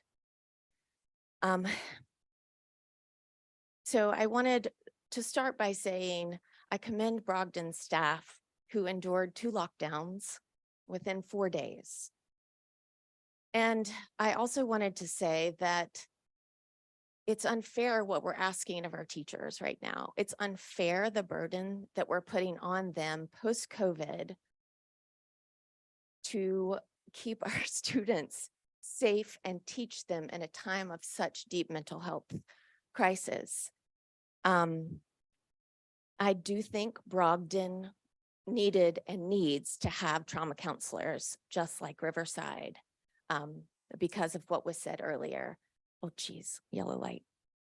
And so there are 3 main things. 1, trauma counselors need to be at Brogden. The staff need it and the students need it. 2, as parents have said earlier, we as a community need to step forward and show a sign of collective grieving. There needs to be a public space that the school board, someone needs to initiate to have a shared place of grieving, not to progress like this is another normal day, but to see us as adults horrified, grieving over this loss. And the 3rd is, as what was said earlier, I feel like often we get caught up in the bureaucracies of making a perfect, when we're trying to figure out how to help with violence in our communities, we wait too long to figure out what is the perfect solution. Now is the time to, it doesn't have to be perfect, but to get our neighborhoods, our communities, our faith-based organizations, the school system, and parents are ready to go and get together as a village, as you spoke to, Mr. Mabinga. I really beg you to push that forward. Now is the time. Okay, thank you. Thank you. Jessica Schaefer, followed by Larry Williams, and then Ms. Turquoise Parker. Sorry, guys, I should have been up here ready to go. It's hard to follow all of the Brogden. It's really emotional, and I agree with everything I've heard tonight. I came tonight to speak to the pay raises for the classified and differential. And I realize that a lot of it is being held up at state level, and there's different things that are in play.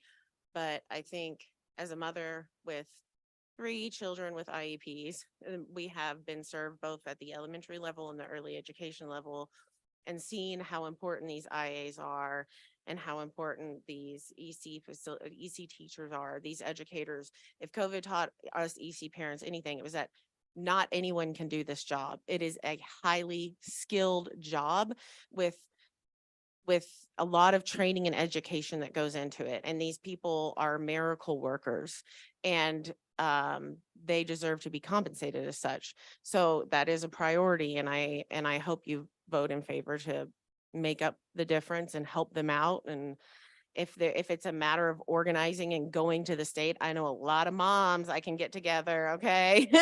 We can rally and get to the, legislative level, but let's get it done and get these people what they need. Thank you.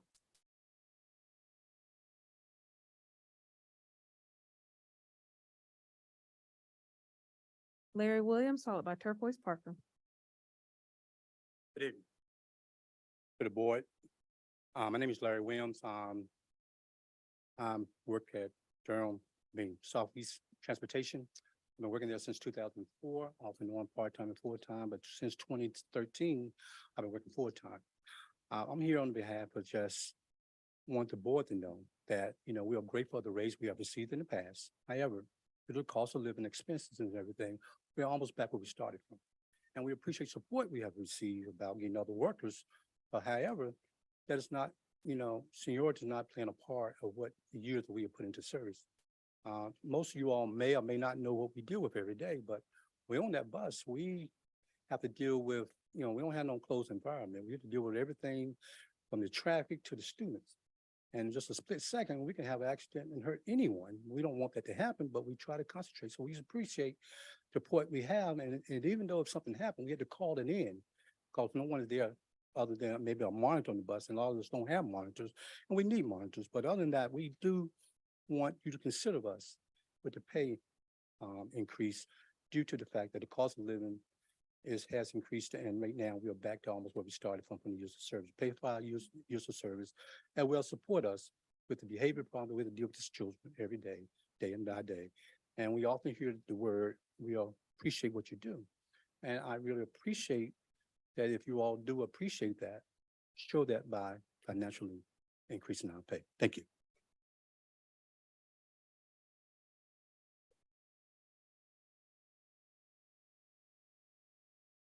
Hi.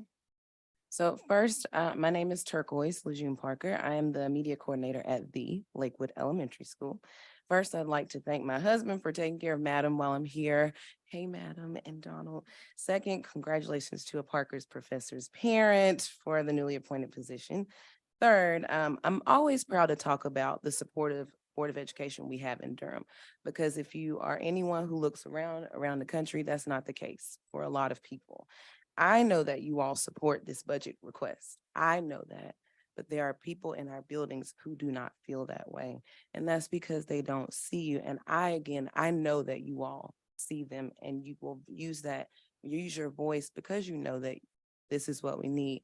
My two asks are that you ask for more, because our classified staff really need it. My second ask is that you please come into our buildings, not as an observation walkthrough, because there are enough of those, as an observation and conversation to see these are real people who are doing real jobs. It's no accident that the strike that's happening in Los Angeles is around the very thing that we're at this meeting talking about. And one of the fourth grade teachers I worked with a while ago, she was a former she was a former hospital-based pediatrician, and she said something that really stuck with me for years, that what is true in the pediatric ER is true in the classroom. It doesn't matter how good you are, how smart you are, what an expert you are, you cannot simply resuscitate two kids at the same time. And if we are really serious about advancing all of our students, then we will make sure that we compensate and push for compensation for our employees, because it is our duty to fight for our freedom. It is our duty to win. We must love and support each other, because we have absolutely nothing to lose but our chains. Thank you.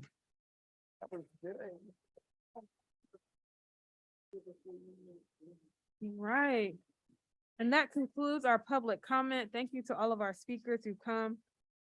The next item on our agenda is our consent items.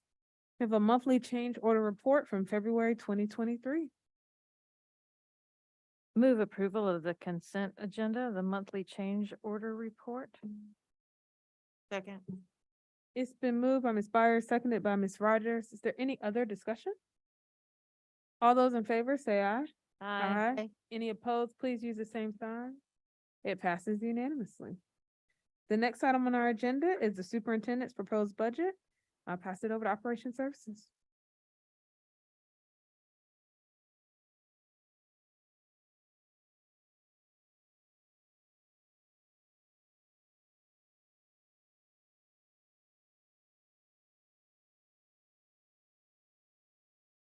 Good evening, Madam Chair, Dr. Mabenga, board members, our newest board member. Welcome to our game.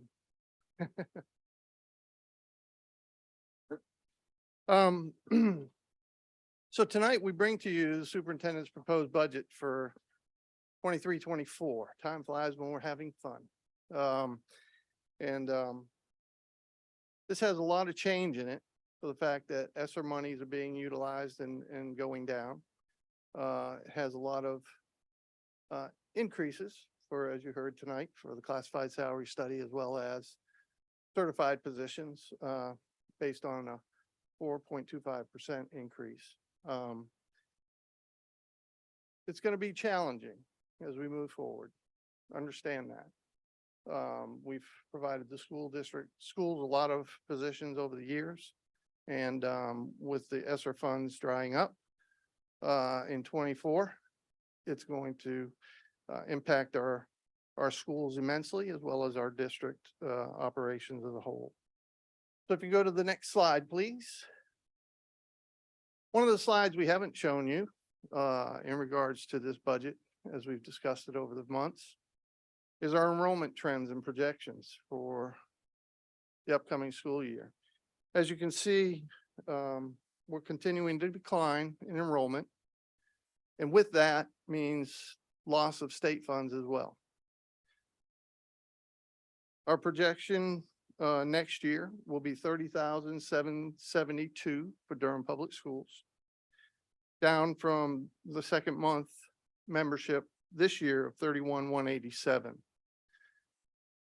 I would love to budget more, but we've been having a decline on an annual basis since our peak in 2019 of the 520.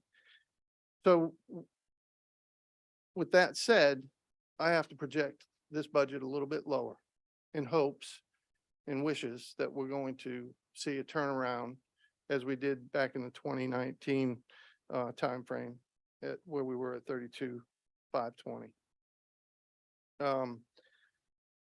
We need to be in those areas. It's hard for us to continue to fund our positions that we have when the state revenues are going to be declining because of enrollment decline. When we show you a number of 31,187, the state's funding us at 31,084. So they're looking at average daily membership in the first 2 months. We're giving you a picture of what our membership is, because all kids count, not just looking at numbers and coming up with a different number. So our schools, we are well funded in Durham, but this is becoming to be an issue for us as we move forward. One of my concerns moving forward is because since 1920 timeframe, the 1920 school year, we lost 75 teaching positions from the state alone, and that's just teaching positions. All our funding is based on our average daily membership. So all of our position and dollar allotments are being reduced on an annual basis, putting more pressure on our local budget. We're fortunate. We have a good source of revenue from the county. We're asking for a big ask again this year of the $10.8 million. And it's going to be all needed to fund the classified salary study and any potential increase in certified salaries. So our target is to continue to watch what's going on, try to bring more schools in, growing together, bringing more programs across the district. We're hoping that that will turn around and allow more students to be able to, instead of just going to magnet school or trying to go to a magnet school, be allowed to go to a school and have those programs in their schools. That is an enticing thing, which we hope will be advantageous to us in the next few years. Next slide, please. We've talked about a few of these things because dollars, ADM means dollars to Durham Public Schools. And from that standpoint, we will need to use our local funds to support positions and the fixed costs in this budget. And at each school that does not hit its enrollment thresholds, we're going to be in a bigger situation down the road. These projections were looked at by a team from the planning office, from student enrollment, across the board, and many other areas across Durham Public Schools. We tried to come up with something that would be reasonable, and the 30,772, because of our trajectory, is where we landed. We have to use our local funds to absorb any adverse allotment adjustments by the state. The state never passes their budget in a timely manner. We have to pass, and you have to pass over to the county commissioners no later than May 15th, your proposal to them. The General Assembly will not pass a budget before June 30th, and sometimes we don't even know what they're thinking as far as salary increases and adjustments to our budgets until after June 30th. So we're always absorbing something. The biggest thing that we've had to absorb is House Bill 90, which is about class size requirements in K3. We got to make sure that we hit those marks and have the teachers in those classrooms for those classes to be certified as meeting the state requirement. And as you can see, in kindergarten, first and second grade classes can't exceed 21 in first grade, kindergarten, 19 or 20 students in two through 3. These are hard targets to meet because kids don't come in nice, neat packages. The state funds us based on 1 to 18. Kids don't come in nice, neat packages of 1 to 18. So it's hard for us to not have the support from our local budget to provide and ensure that we have the class sizes covered so we can certify that we meet all the state regulations in regards to that. One of the other things that concerns me is the state's mechanism for at-risk funding. Back in 2021, and this still affects us, we took a hit of $860,000 in 1 year, and it's continuing today in our at-risk funding. That's because it's funded based on ADM as a part of it, poverty as a part of it. So Durham Public Schools has a high poverty level. It's about the county, the 5 through 20 population. And Durham has not as high of a poverty across the county. These are significant things that are going to hold us accountable with our local dollars and making sure we're utilizing them appropriately. Next slide, Pete, please. So as we talk about this budget request, the biggest, largest line item we're going to have is our classified salary study, $4.1 million that we're going to need to implement that. All the other things that are going to be part of this budget request are just salary increases, 4.25 for certified, 4% for classified employees, and the escalating retirement and health insurance. Might have over projected on those based on the governor's budget, but I'm not, the General Assembly hasn't done their part in regards to the budget. Usually we see a sizable increase in the first year of a biennium. The governor's only looking for it to go up 0.12% from 24.5% for retirement to 24.62% for retirement. I don't see that as a real number in my mind. I could be wrong. I would like to be wrong because as it is right now, we have to match benefits on salaries, which is over 33% right now. So if we go any higher, a third of our salary is what we're paying in just benefits alone.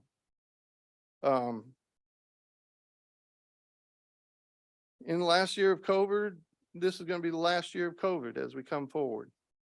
In that, we're going to give a $1,500 bonus for anybody that's employed.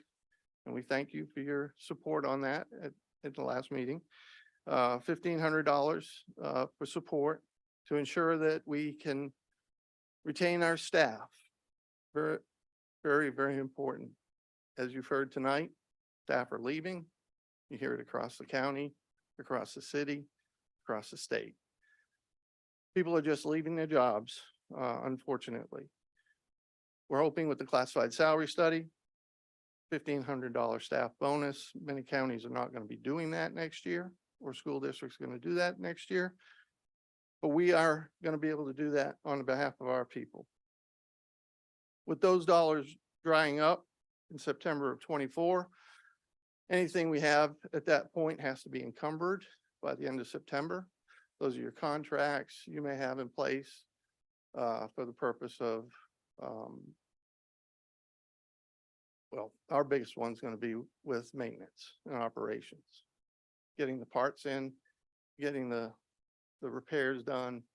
That'll be probably the biggest part of what we'll have at the end of 2024 that we have to liquidate by January of 25. There could be some other contracts for staff development, things of that nature that we enter into that have to be completed and paid out by the end of January as well. Most positions that we established in ESSER will not continue. In this proposal, we have zeroed them out at this point in time. When we meet with the principals in April to develop their plans, we will determine what will go back into the budget for next year for the needs of those schools that are in high need. Next slide, please. So your local funding request, as we talked at a number of board meetings, $10.8 million in total, $9 million for Durham Public Schools for the operations. And when we talk operations, we're talking about the salary increases and the classified salary study. As we know, approximately 20% has to go to charter schools. So we added the extra $1.8 million to the ask to come up with a total of $10.8 million. We met with the county this week.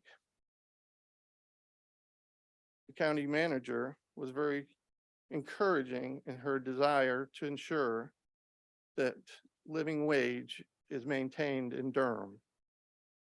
We also mentioned to her that their staff is already making $17 an hour. And ours is, we have many that are not. They're 16, but they're not 17. So this salary study brings us up to marketplace value in the area. That's always going to change, but it gets us closer to where we need to be and maybe retain many more staff based on the county budget approval. Again, we don't know what the state's going to do. So the 4% that we have in here could be 5% for classified, could be 6% for classified. That helps us in the state portion of the budget. But we're going to be running short, a little short on our side. We told the county manager and her staff that we would be recalculating once we get the final budget from the state. And we would come back to them if need be, if it's going to be a significant increase above what we need for the purpose of ensuring everybody's salaries are whole. So we did do those things this week. As always expected, their staff is very concerned about the ongoing costs. We all are. But that's the business we're in when 80+% of your budget is in salary and benefits alone. So next slide, please. So this is what your request to the county looks like. Currently, if you look, your 223 approved. We have 137 million in operations for the purpose of our overall budget. 33 million for charter schools, giving us $170 million in total. The ask would bring it up to $181 million in total. 146 would be for Durham Public Schools. 35.1 at this time targeted for charter schools, giving us a total of the 181. We're not asking for anything for WITted yet. We've been able to operate within the resources available for WITted for in our pre-K programs. But I've always mentioned to the county that we'll come asking for money when we're in need of additional pre-K money. And the more classes we open, the more pressure it puts on those programs. And we will be going back to them in the next few years. I'm pretty sure about that. From that standpoint, our overall budget would look to the tune of $189 million next year.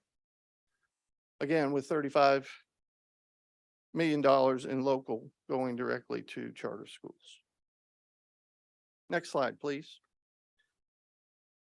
What we have for you here is a budget summary showing our revenues by funding source. The majority of our money comes from the state, but as you can see in local, we're at 21.8%. 259 million, almost 260 million comes from the state. 160 million will come from local.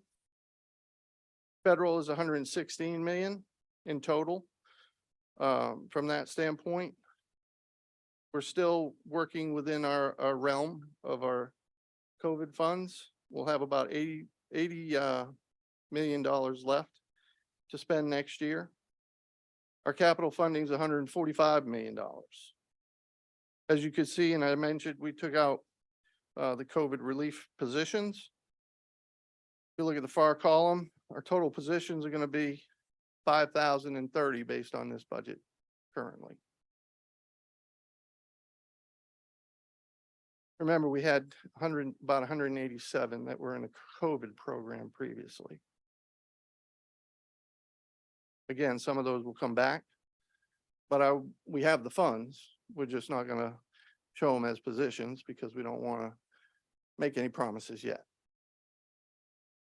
Next slide, please. If you look at where we are with our overall budget, by purpose, and when we talk by purpose, we're talking about our school-based instructional services, almost $400 million goes directly to that, 54.4% of the budget, 3,861 positions. We are putting a lot of positions into the schools, and they're much needed. Our capital investments, we'll look at 144 million. We've already entered into some contracts with our 193 million that we received from the county for the capital outlay. From that standpoint, we have reduced those out of the budget at this point in time with the expectation of the expenses coming through as we go forward. Again, at June 30th, we will recalibrate all these funds, and they will, when we get your budget resolution in the fall, we will end up adjusting these numbers accordingly based on what we carry over.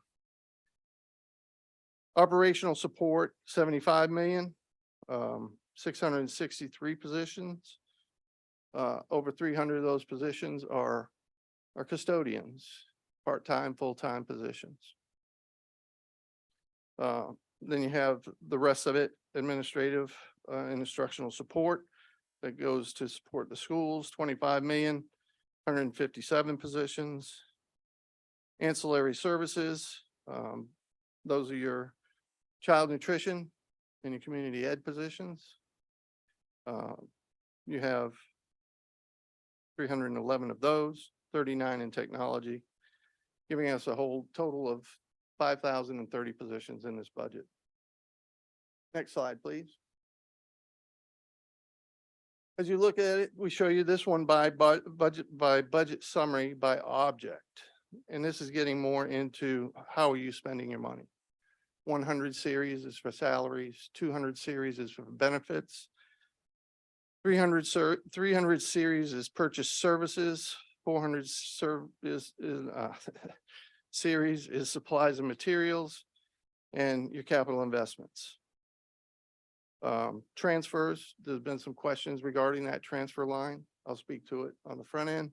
This is money that's in our transportation budget that at the end of every year, we have to take those funds, which we have to reserve, and we have to spread it out based on the actual expenses within the local transportation budget. This is because of our white bus fleet, which are activity buses. We use the funding for our regular transportation, but then we have to distribute these funds accordingly across the board based on the percent of salaries being paid, oil required, tires required, and all the other expenses that go along with the bus fleet that we use the yellow buses for. In this regard, salaries is always going to be, as I said, the highest part of your budget, $300 million, 41%. Benefits, 135 million, 18.4% of our budget. When you pull those two out, there's not really a whole lot left to go around.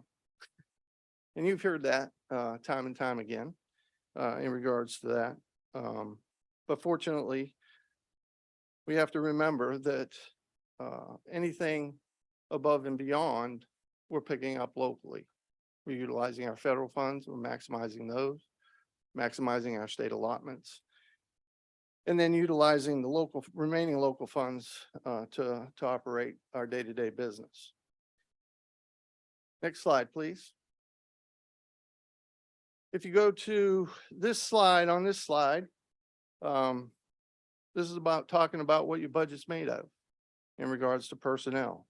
As you can see, we have almost 2,400 teachers in the budget. The state will give us probably 1,800 of those to start in our position allotments. And from that standpoint, we turn around and add additional positions by utilizing our dollar allotments for personnel.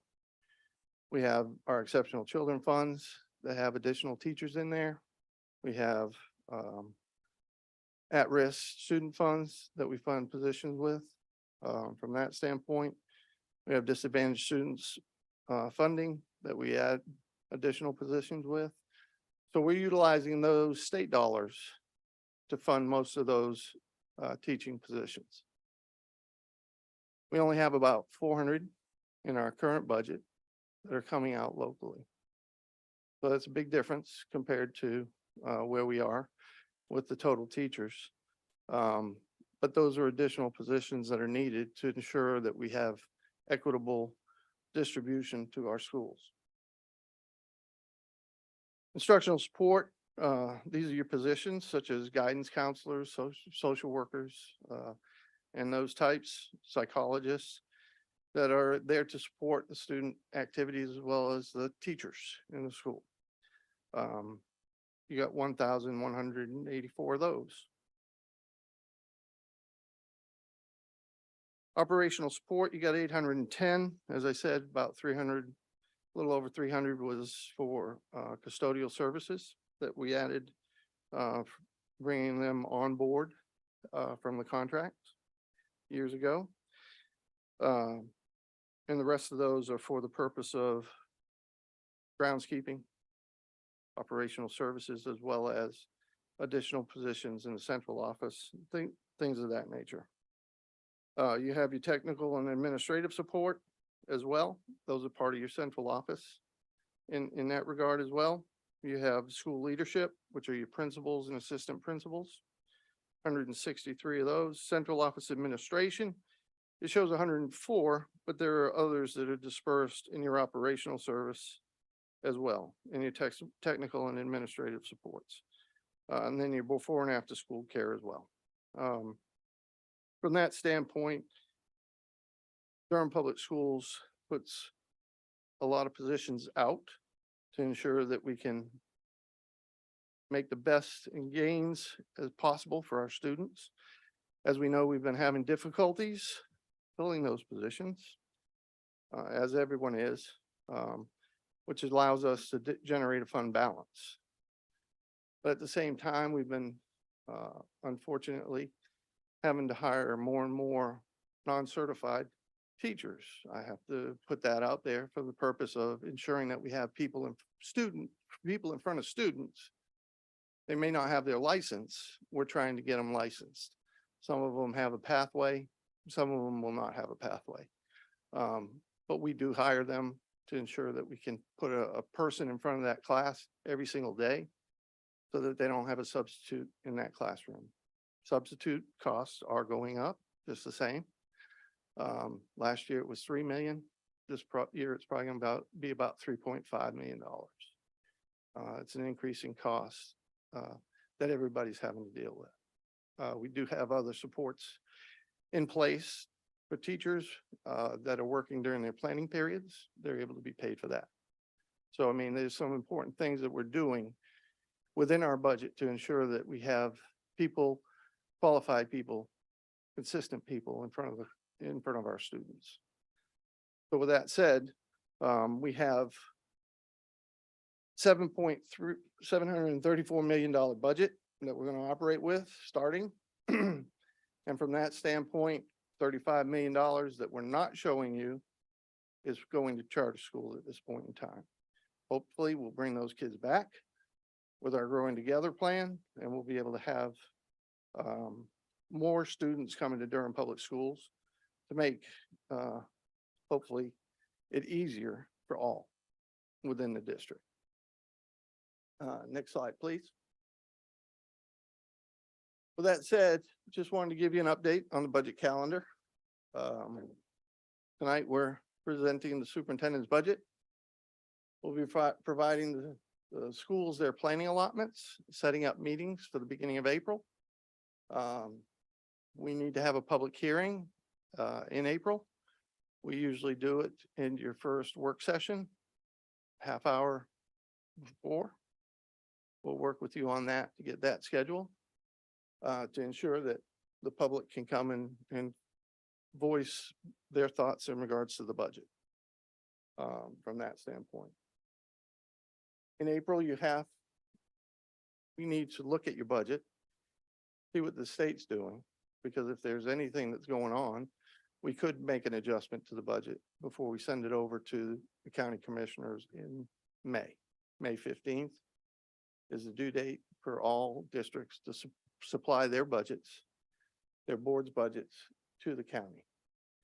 As you know, you have a MOU, whatever you want to call it, with the county that says that we'll provide it to them in the month of March.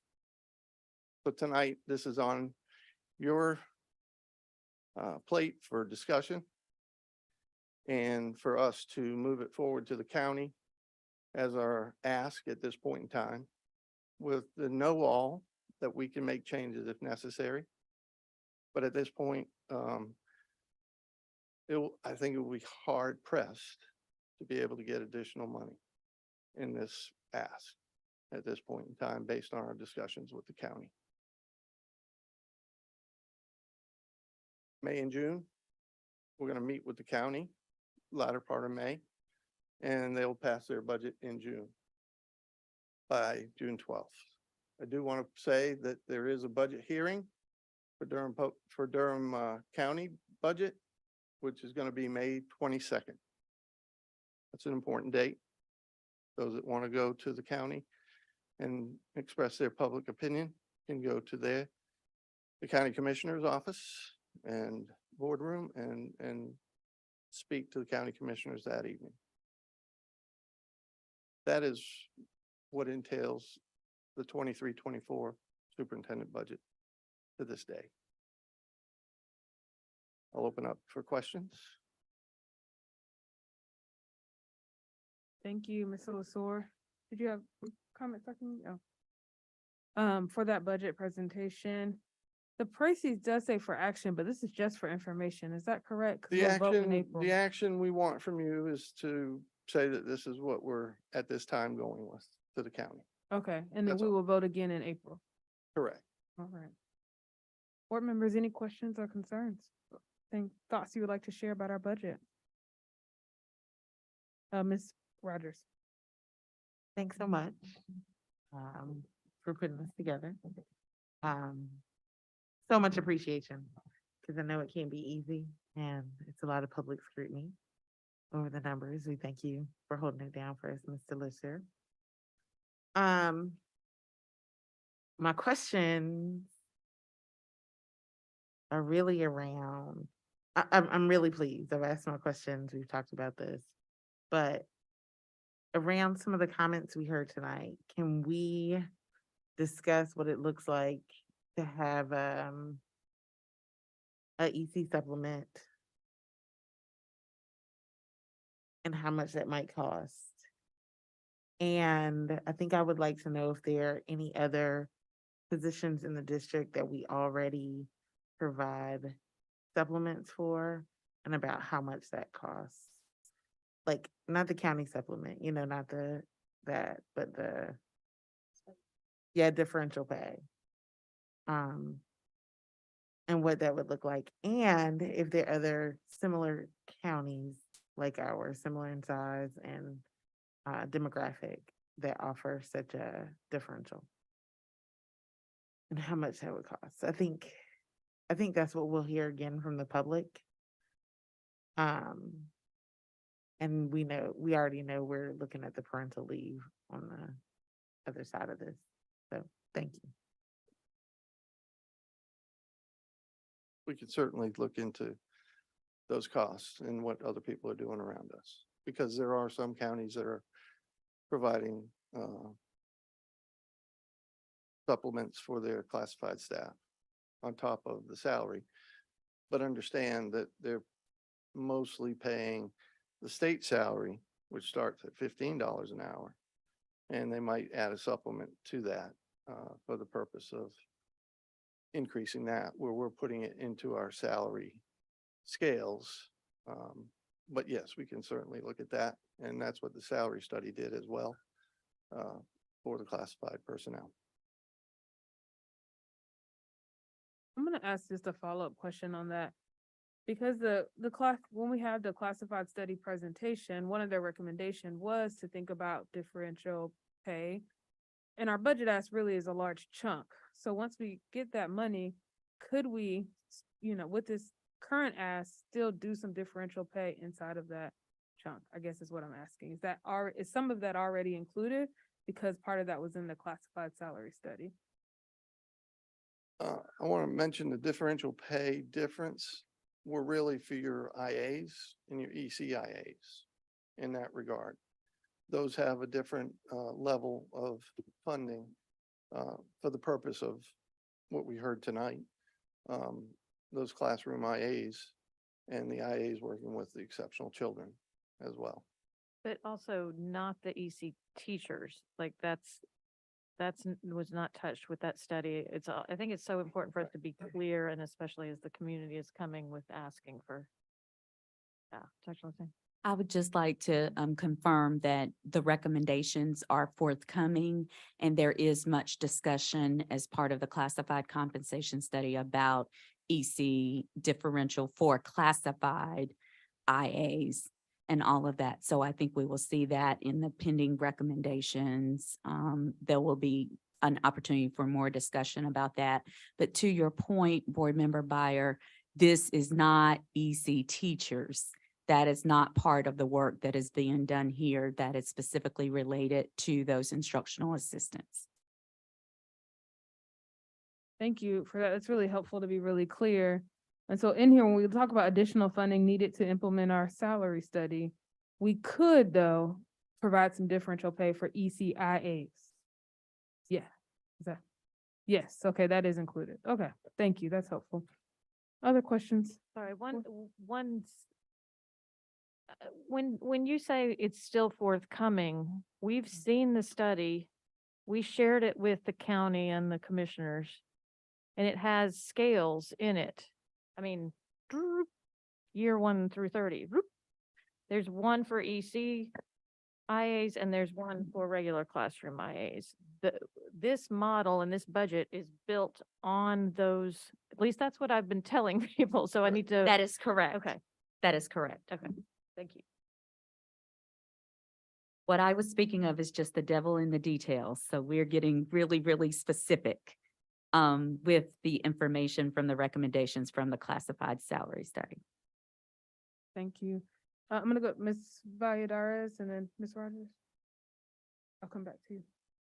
We're definitely suffering with the lack of support. I mean, support personnel, right? With instructional assistants. I want to thank Sunny Geraldo, who has, been advocating, been meeting with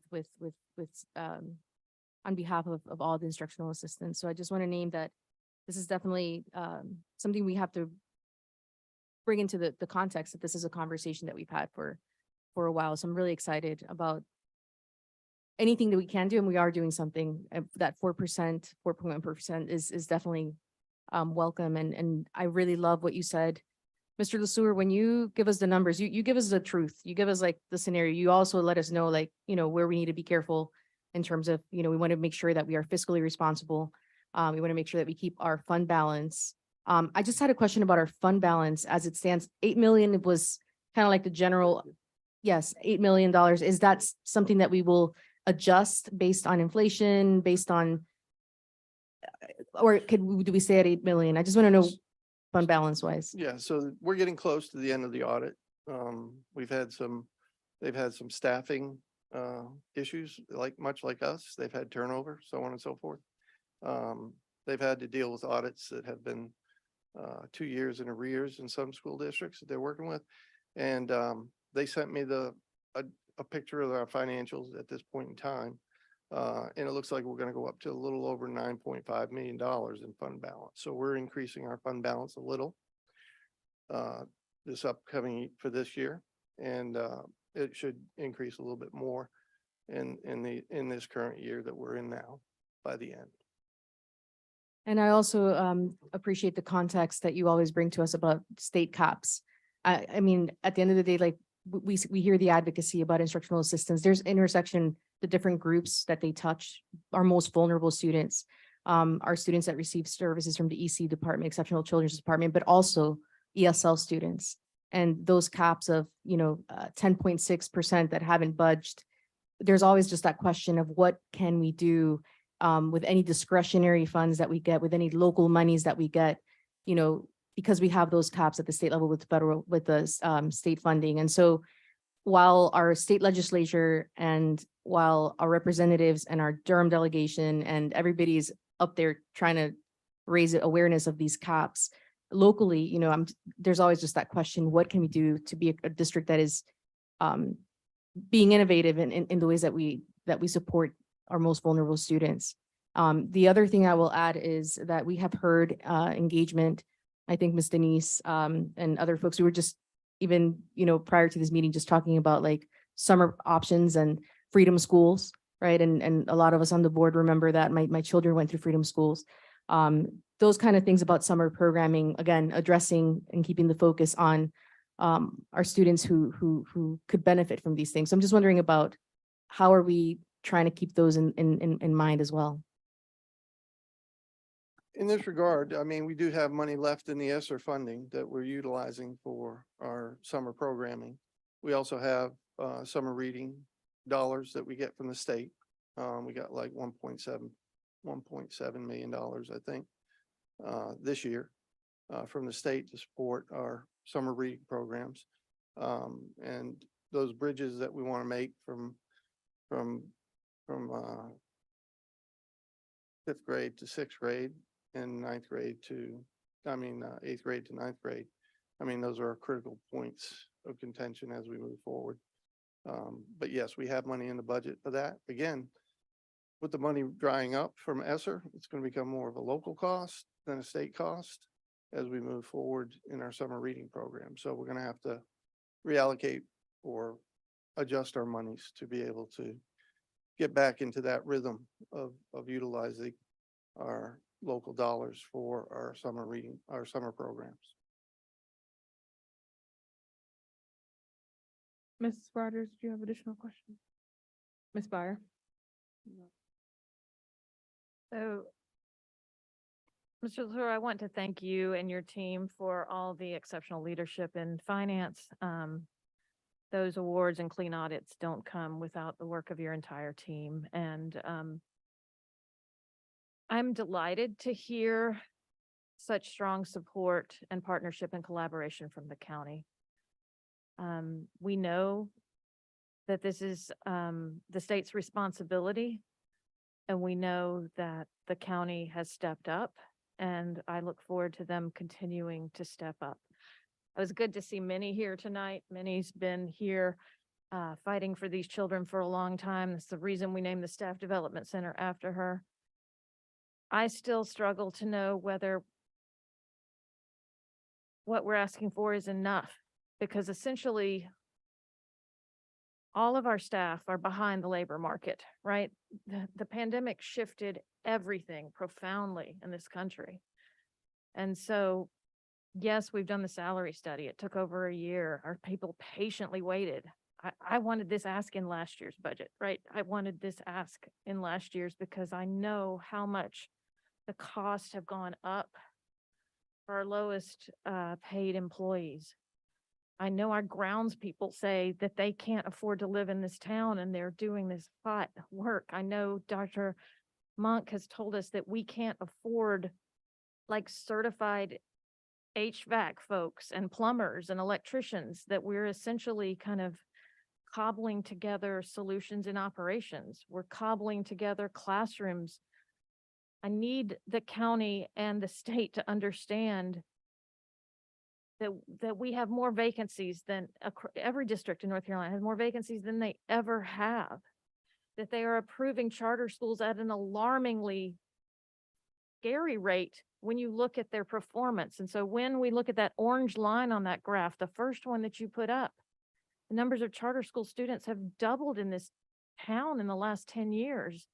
And when you look at the performance and what is going on in those schools, they are both alarming in their racial isolation, their lack of equity policies and transportation and food for students. And they're concerning in a lot of ways as far as how their academic performance is going. So when people are making individual choices in this town, and when we're talking about growing together, I really need people to understand what it is we're asking them to join in this community democratic school system.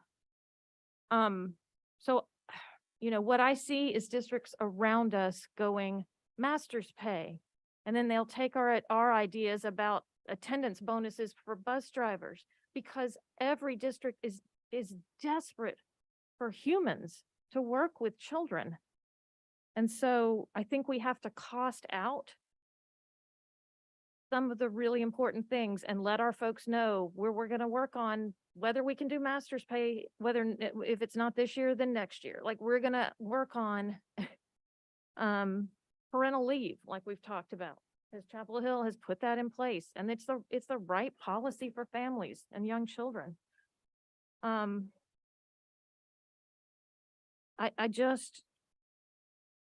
love that the county and the city are pushing above $18 a year for their folks this year. They are. I need them to understand that the salary study that we brought has most of our people getting at least to 1675. Like, there's one chart in there, right? Our base rate is 1675. So my dream for all elected bodies in Durham, for the city, for the county, for the schools, is to say, here's our Durham living wage, and we're all going to be at least at whatever. So if they want to go to 18, let's cost out what it takes to get our folks to 18. Like, is this enough, is what I asked when Hank Hurd and Ricky Lopes presented the salary study. Is it enough? It's definitely moving in the right direction. Like, it definitely is, but is it enough? So yeah.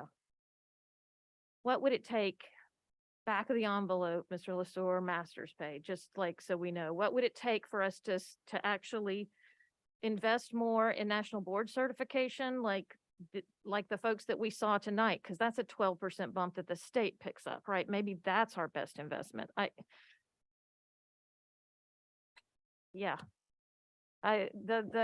Dr. Mavinga said that the House is maybe coming out with their budget, and they're talking 9%, but they're talking 3%, really. I mean, they're going to spread it over.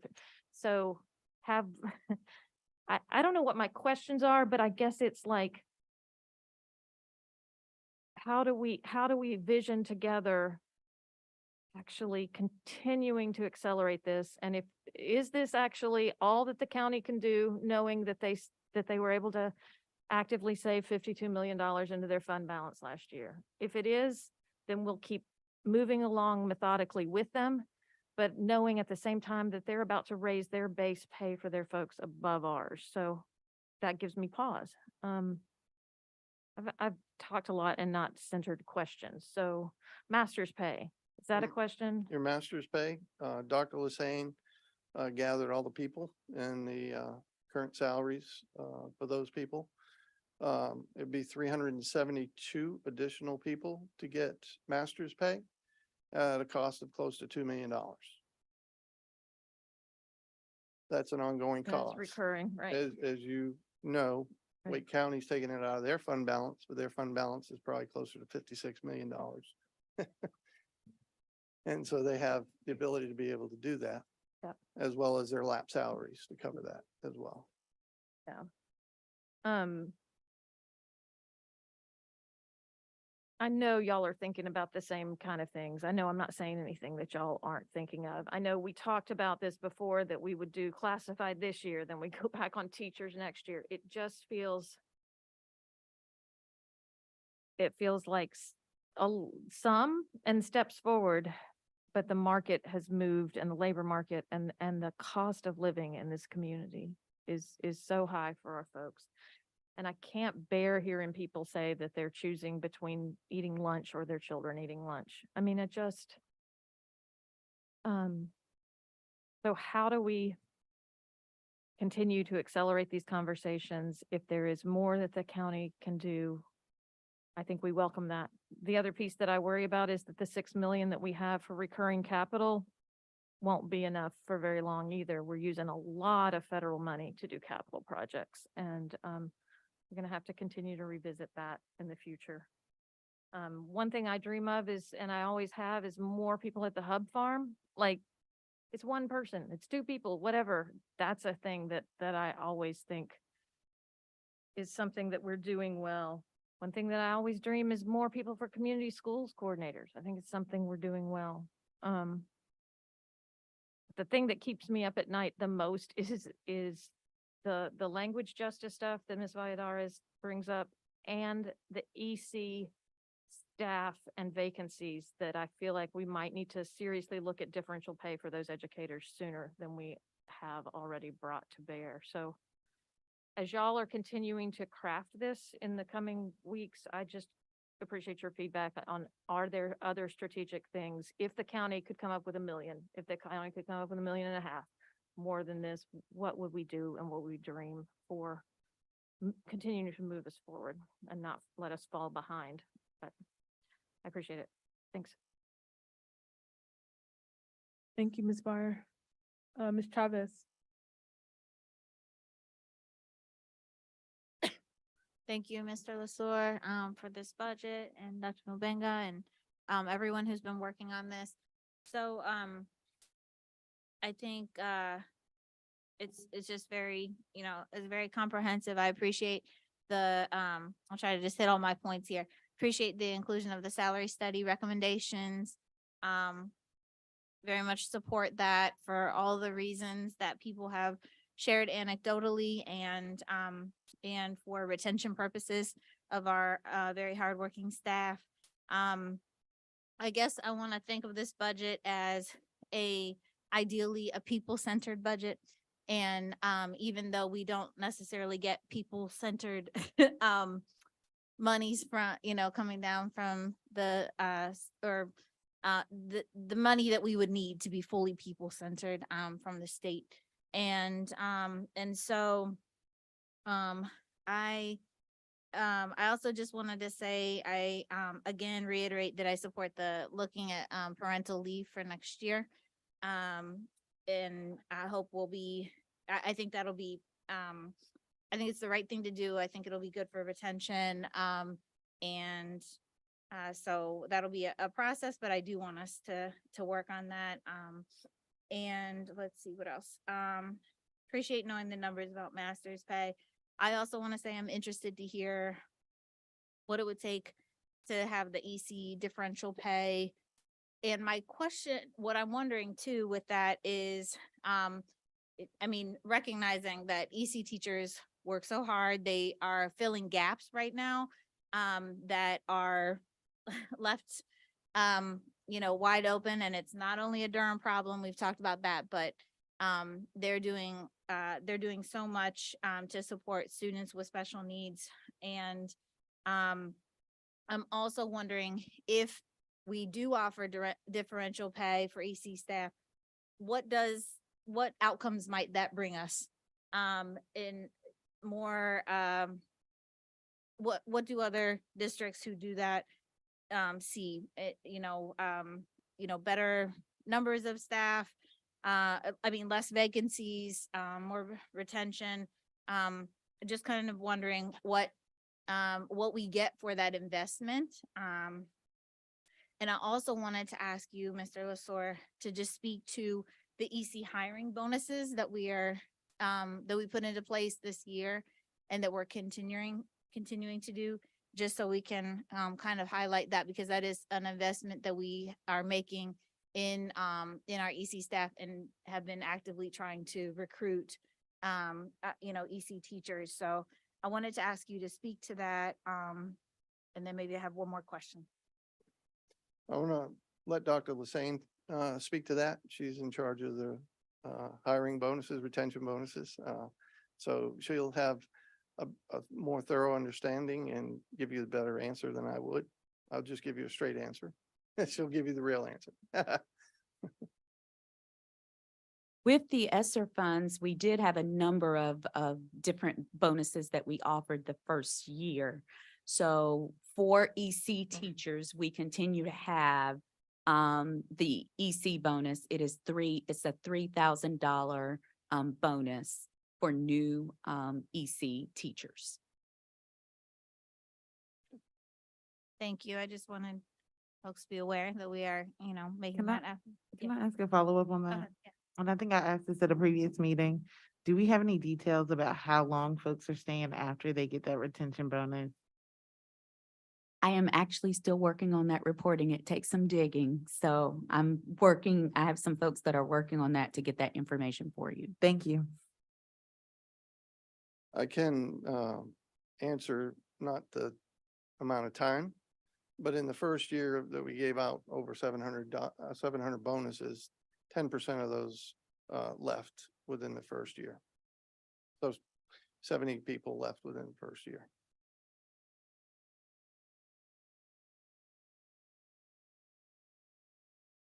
Thank you. Actually, don't have another question. I think I hit all my points, so thank you. Yeah, Madam Chair, let me just quickly comment on the EC differential pay when it comes to teachers. And I would like to hear more from our board if that's something that's you would like for us to study and be able to bring it back. I've heard in the past where they were also advocating for teachers that work with ESL and all that kind of stuff. So I just want us to be really mindful.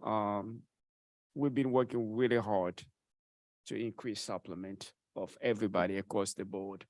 That's something that I was saving for the first time. We need to ask our teacher organization if that's the routes that they would like for us to have. I don't want to hear other groups coming back to us and say, why this group, why not the other? So my approach has been really consistent in the past. Every year, we're increasing teacher supplements. I remember the time I came in, we're pretty much deficient, probably about 2,000 compared to WIC. Now we close the gaps. The difference is about $200. So we've been really doing really well in that area. So I just wanted us to be mindful. If that's the route, I will ask, let's ask DA, is that the right approach? And then my team will be able to go and look at those numbers and bring you the figure. So I just wanted to mention that. Ms. Lewis.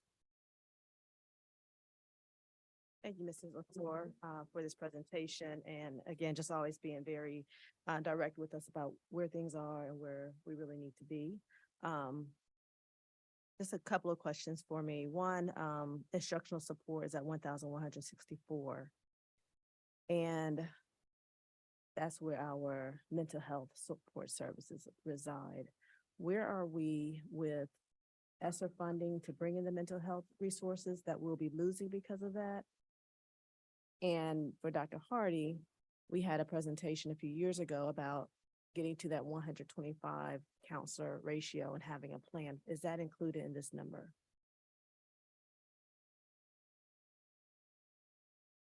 It's not included in this number.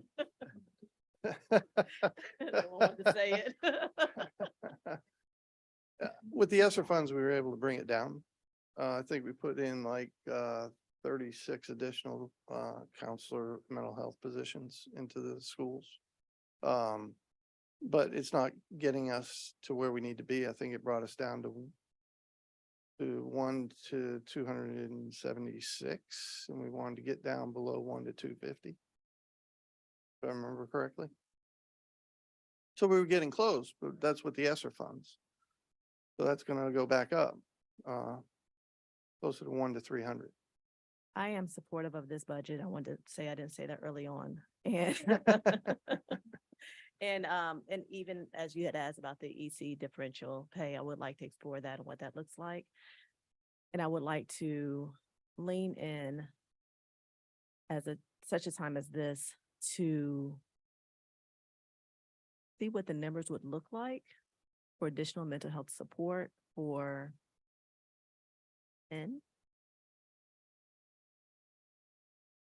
I'd like to say 26.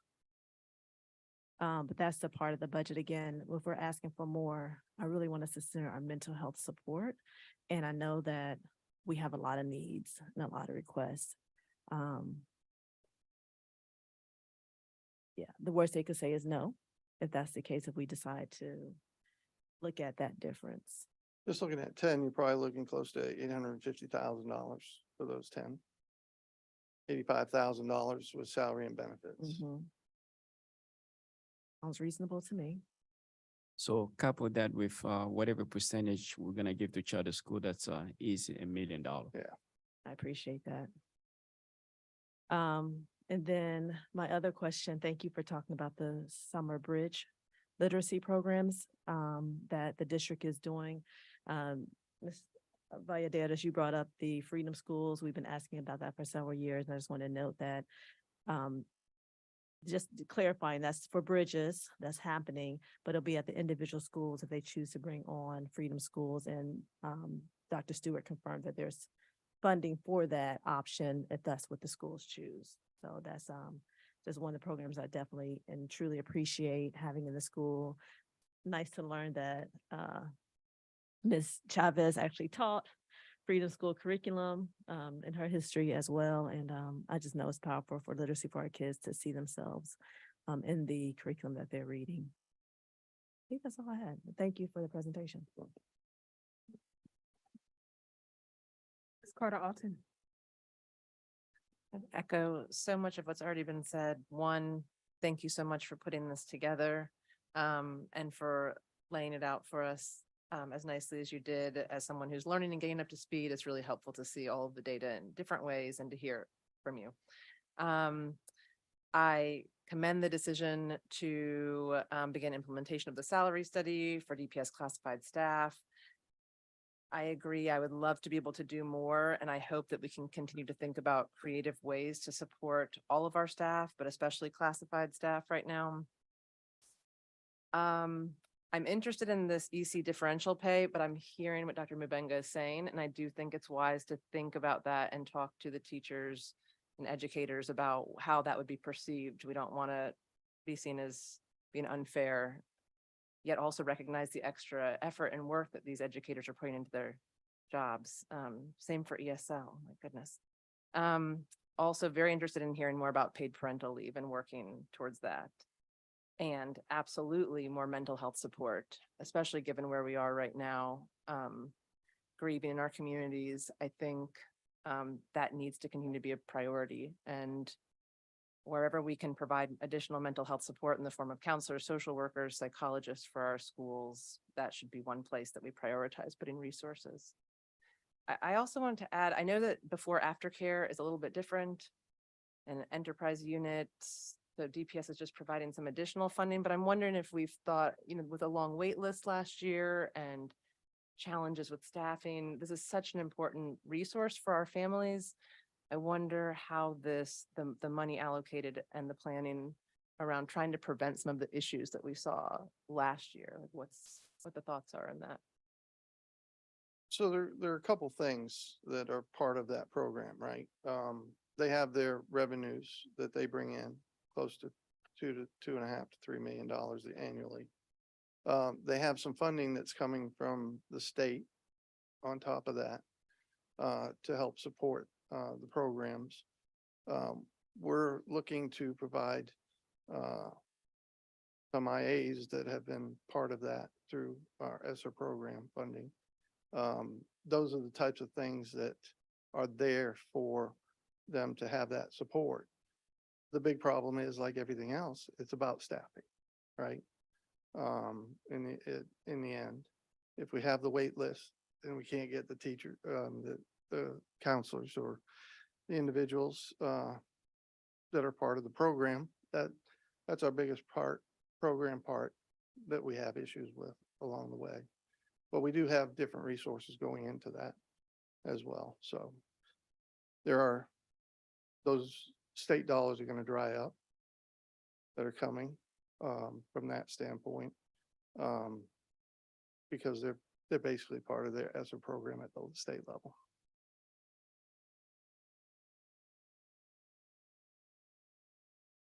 Ms. Valladares? You know, I always think about the question of, from community members about that fiscal responsibility, which, you know, we show the reports, we know where the money's going.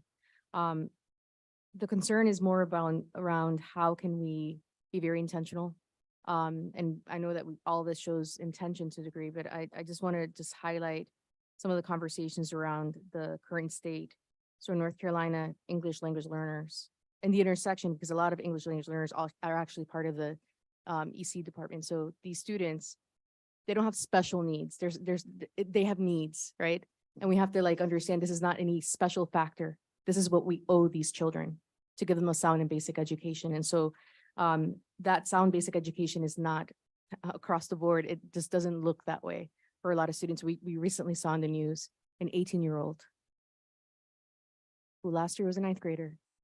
June of 2022 was a ninth grader, right? It would be this year, actually, like June of 2022. We're still in that cycle.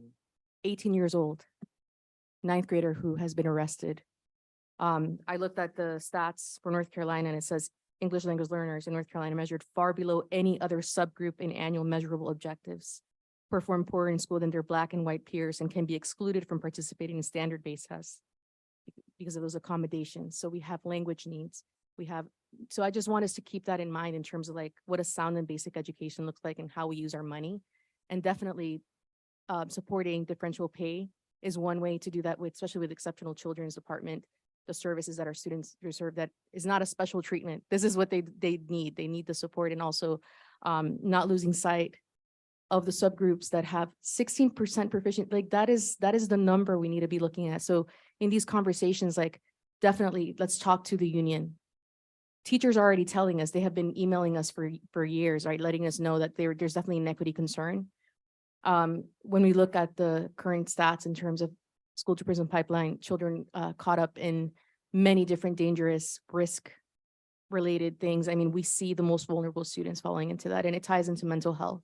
It ties into all these things. So I'm just wanting to kind of tie the money back to the intention of making sure that every child, it's a constitutional right that they have a sound and basic education, and not to lose sight of the most vulnerable students that we have. And the data is already telling us where that money needs to go and who we need to elevate, who are the content area specialists, the wonderful staff that we have that are definitely taking a lot of responsibility to kind of get us where we need to be. Ms. Byer? Thank you. I wondered when we asked for nurses at the county and they gave us some funding, but then we're unable to find any to hire, whether there might be some revenue that could be redirected that they have set aside for that purpose. And so I hope that in ongoing conversations, we could look to see if they're willing to help us flex in these times with these needs for mental health supports, for language justice, for LGBTQ, like centralized urgency. Central office staff is one of my dreams, to still accelerate that work within our organization. I just wonder if in conversations y'all are having with the manager, whether there might be some reallocation of those funds. It is still my understanding that while they allocated those funds for us, they were dedicated at the health department, they were not able to recruit. Do I still believe we need more nurses? Yes. But if we're not going to be able to find people, or at the rate that they've set, we need to either kind of adjust those wages up with them and see what we can do, or see if perhaps that's a source of funding that we could using other ways to support students. That's just one thing that occurred to me while we're here. We just want to acknowledge that. That's a conversation we need to have with county folks. Anytime they give us positions and we're not able to fill those positions, that's the lab salary that the county is using to put on their savings. So it's not coming to us. That's a conversation that we'd like to have. But those were not passed through to us. Those positions specifically and those dollars resided at the health department, right? That's correct. Yeah. That's correct. That Yeah. was part of their Yeah. recovery funds that they received. And in doing that, they did that intentionally, so we wouldn't have to share with the charters as well, right? So, I don't know, they didn't actively look for our people because they were trying to fill their own slots to begin with, right? But yeah, we will certainly have those conversations with the county. Can I just tag a question to that? In that conversation with the county, the concern around insurance and insurability, because that, access to mental health supports is privatized when we do co-located mental health, but when we have the nurses and counselor, like when we have the nurses from the county, some of them who have like, the ability to provide and triage mental health, related needs. I just wanted to make sure the community kind of hears a little bit more and that conversation in terms of access, right? Like students who don't have insurance, they don't have to worry about that. The county has them, right? The services will be almost the same as though they were in our buildings, and we're not making any discrimination or any determinations of who qualifies for these services. And so I just want to keep that in that conversation to make sure that that continues to be the thing, because our families constantly tell us these supports that you're all lining up, they're not for everybody, because of the status, because of, insurability.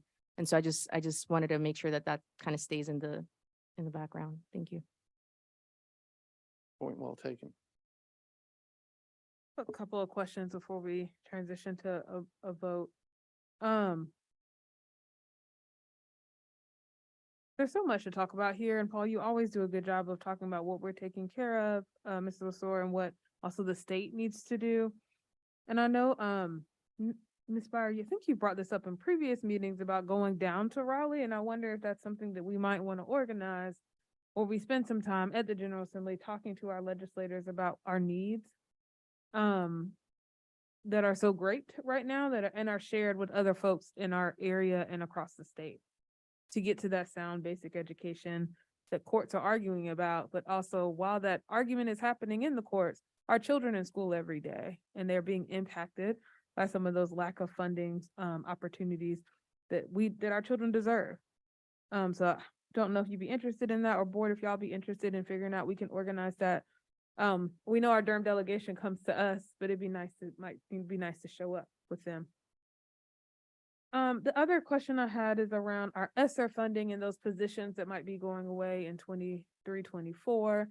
I would like to know what positions those are and what supports are we offering to help with that? I know that when we looked at those lists before, a lot of it was instructional coaches and literacy coaches and interventionists and mental health counselors. And so I just want to know, how, as we're pulling out some support, are there other ways that we're filling in that gap? And that could be a follow-up item. I don't know if you also have comments on that now, Mr. Lesor, because I want to know how we are, especially now, but like in a time where we have more needs versus being able to offload them. I'll just say, trying to fill our vacancies. Yeah. I mean, as summer comes closer and closer, retirements and people leaving, open up positions that these people will be able to move into. Not that it's getting us any more, but it's at least maintaining our staffing level at a better ratio. Right.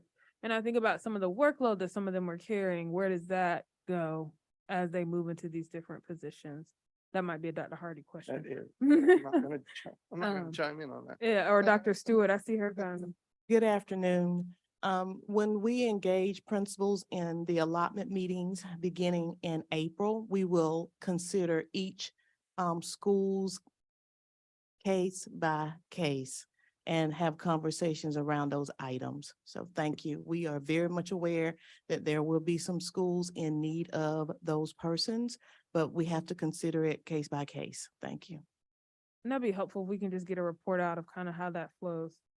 The other question I do have is around the vacancy and fill rates. When it came to, we added a lot of positions for mental health and interventionists, and were we able to fill those roles? Because I want to advocate for more, but if we weren't able to fill those roles, we might need to advocate for something different. What other ways are we able to meet that need if we're not able to fill those roles? And I know that's a role, again, across the state, across the county, that we know different people are trying to fill. So I want us to think about that as well.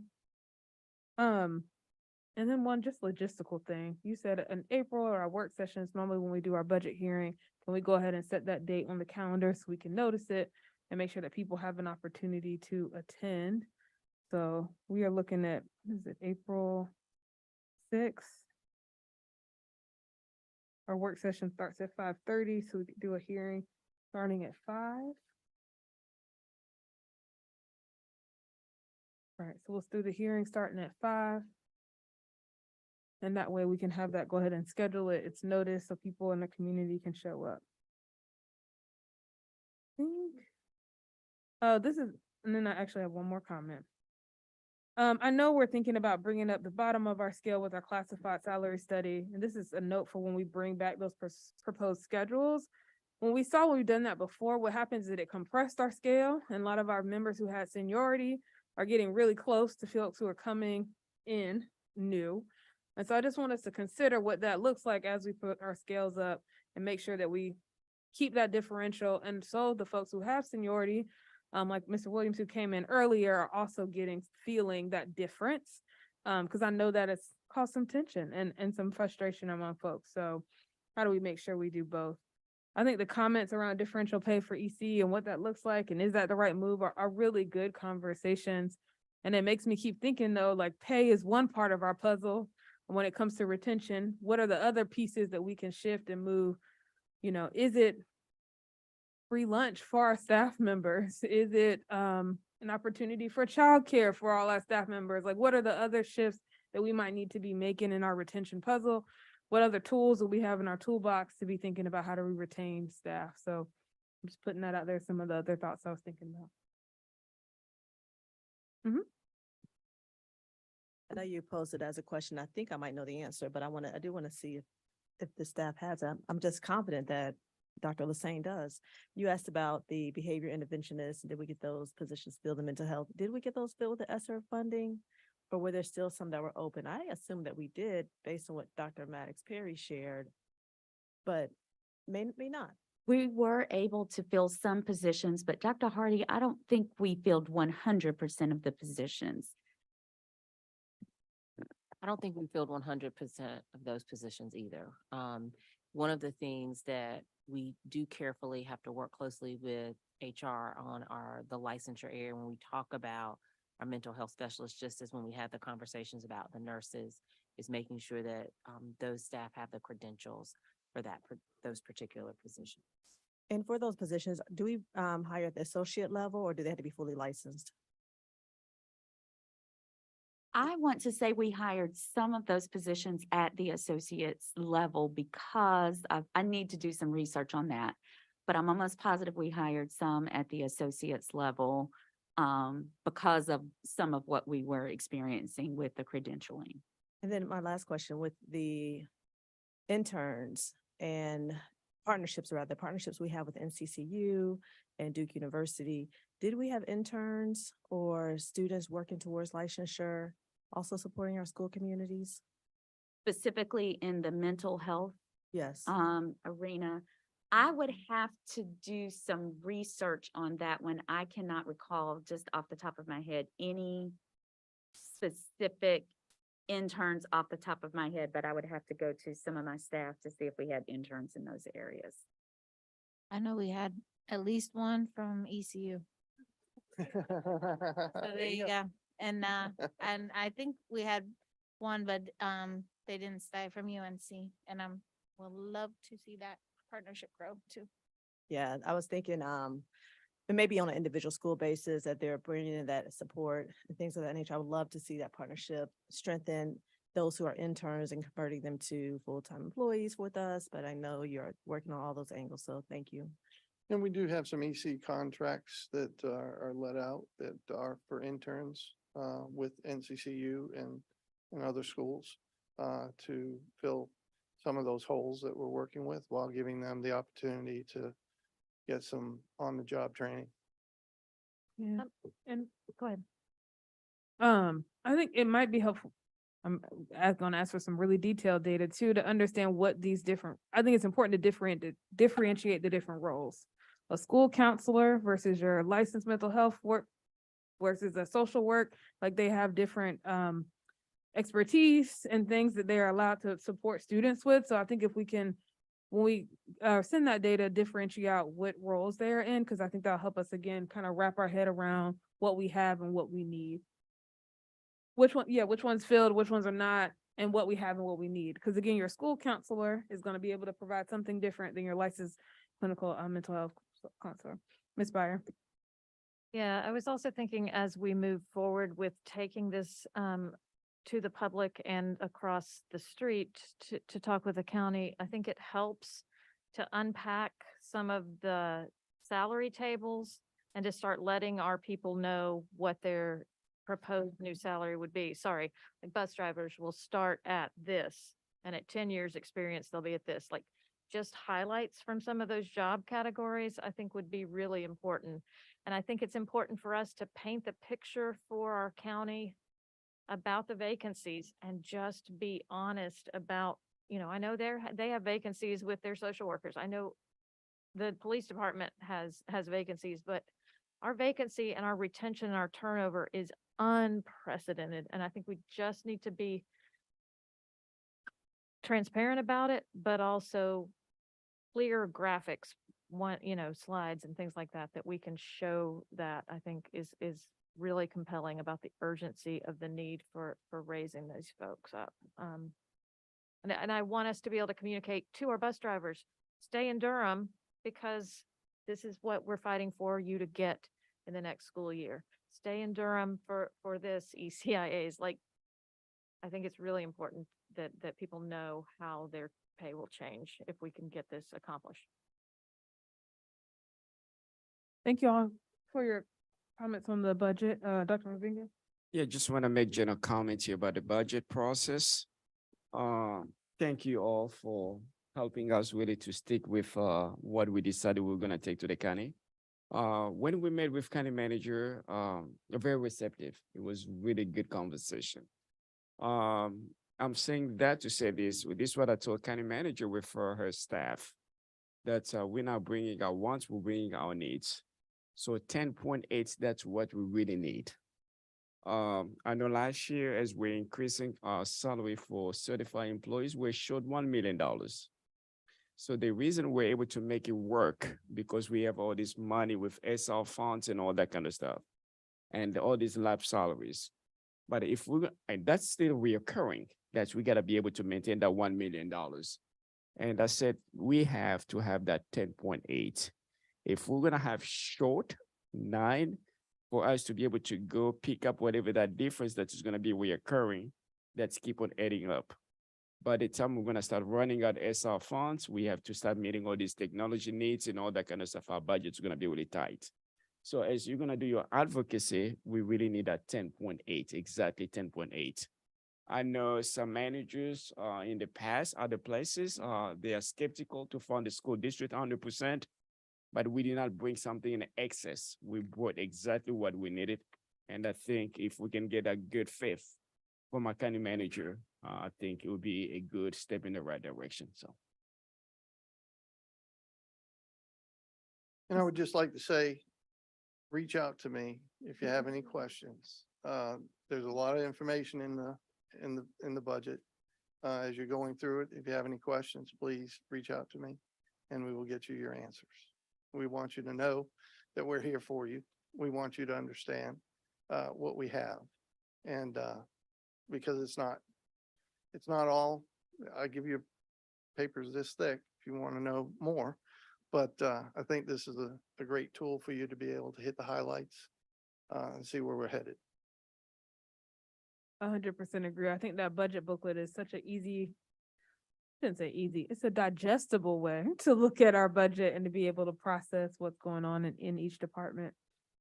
So board, this is for an action. We're gonna vote on it tonight to solidify this ask. We'll have our public hearing again in April, and then we'll have another opportunity to vote so that the budget can go to our county and by May. I also want to say that this has been presented to our county in our joint Board of Education and County Commissioner meeting in January. We heard Dr. Mabinga's had a conversation with the manager. So this has also as they are starting to have their budget conversations, they're looking at a $10.8 million increase ask from DPS. So that is something that's on their table. All right. I move that we accept the presented superintendent's proposed budget for the 23-24 school year. Second? It's been moved by Ms. Lewis, seconded by Ms. Byer. Any other discussion? All those in favor, say aye. Aye. Any opposed, please use the same sign. And it passes unanimously. And I will bring back to the staff that worked hard on this. Many thanks to you all. Thank And you. we appreciate, I appreciate all their support in getting this budget done. We appreciate you and your team. We know y'all work hard. I'm really grateful to have you all working for us. All right. The next item on our agenda is a closed session. Move that we go into closed session for the reasons stated on the agenda. It's been moved by Ms. Byer, seconded by Ms. Valladares. Is there any other discussion? All those in favor, say aye. Aye. Any opposed, use the same sign. It passes unanimously. We're now in closed session.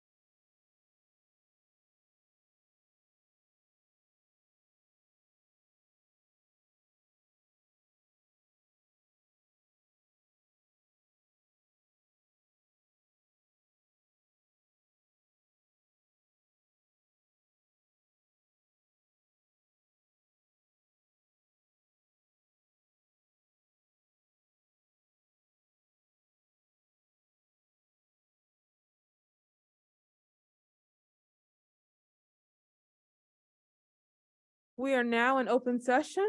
Dr. Mabenga. Madam Chair, I'm here to seek your approval for the personnel report as discussed in the closed session.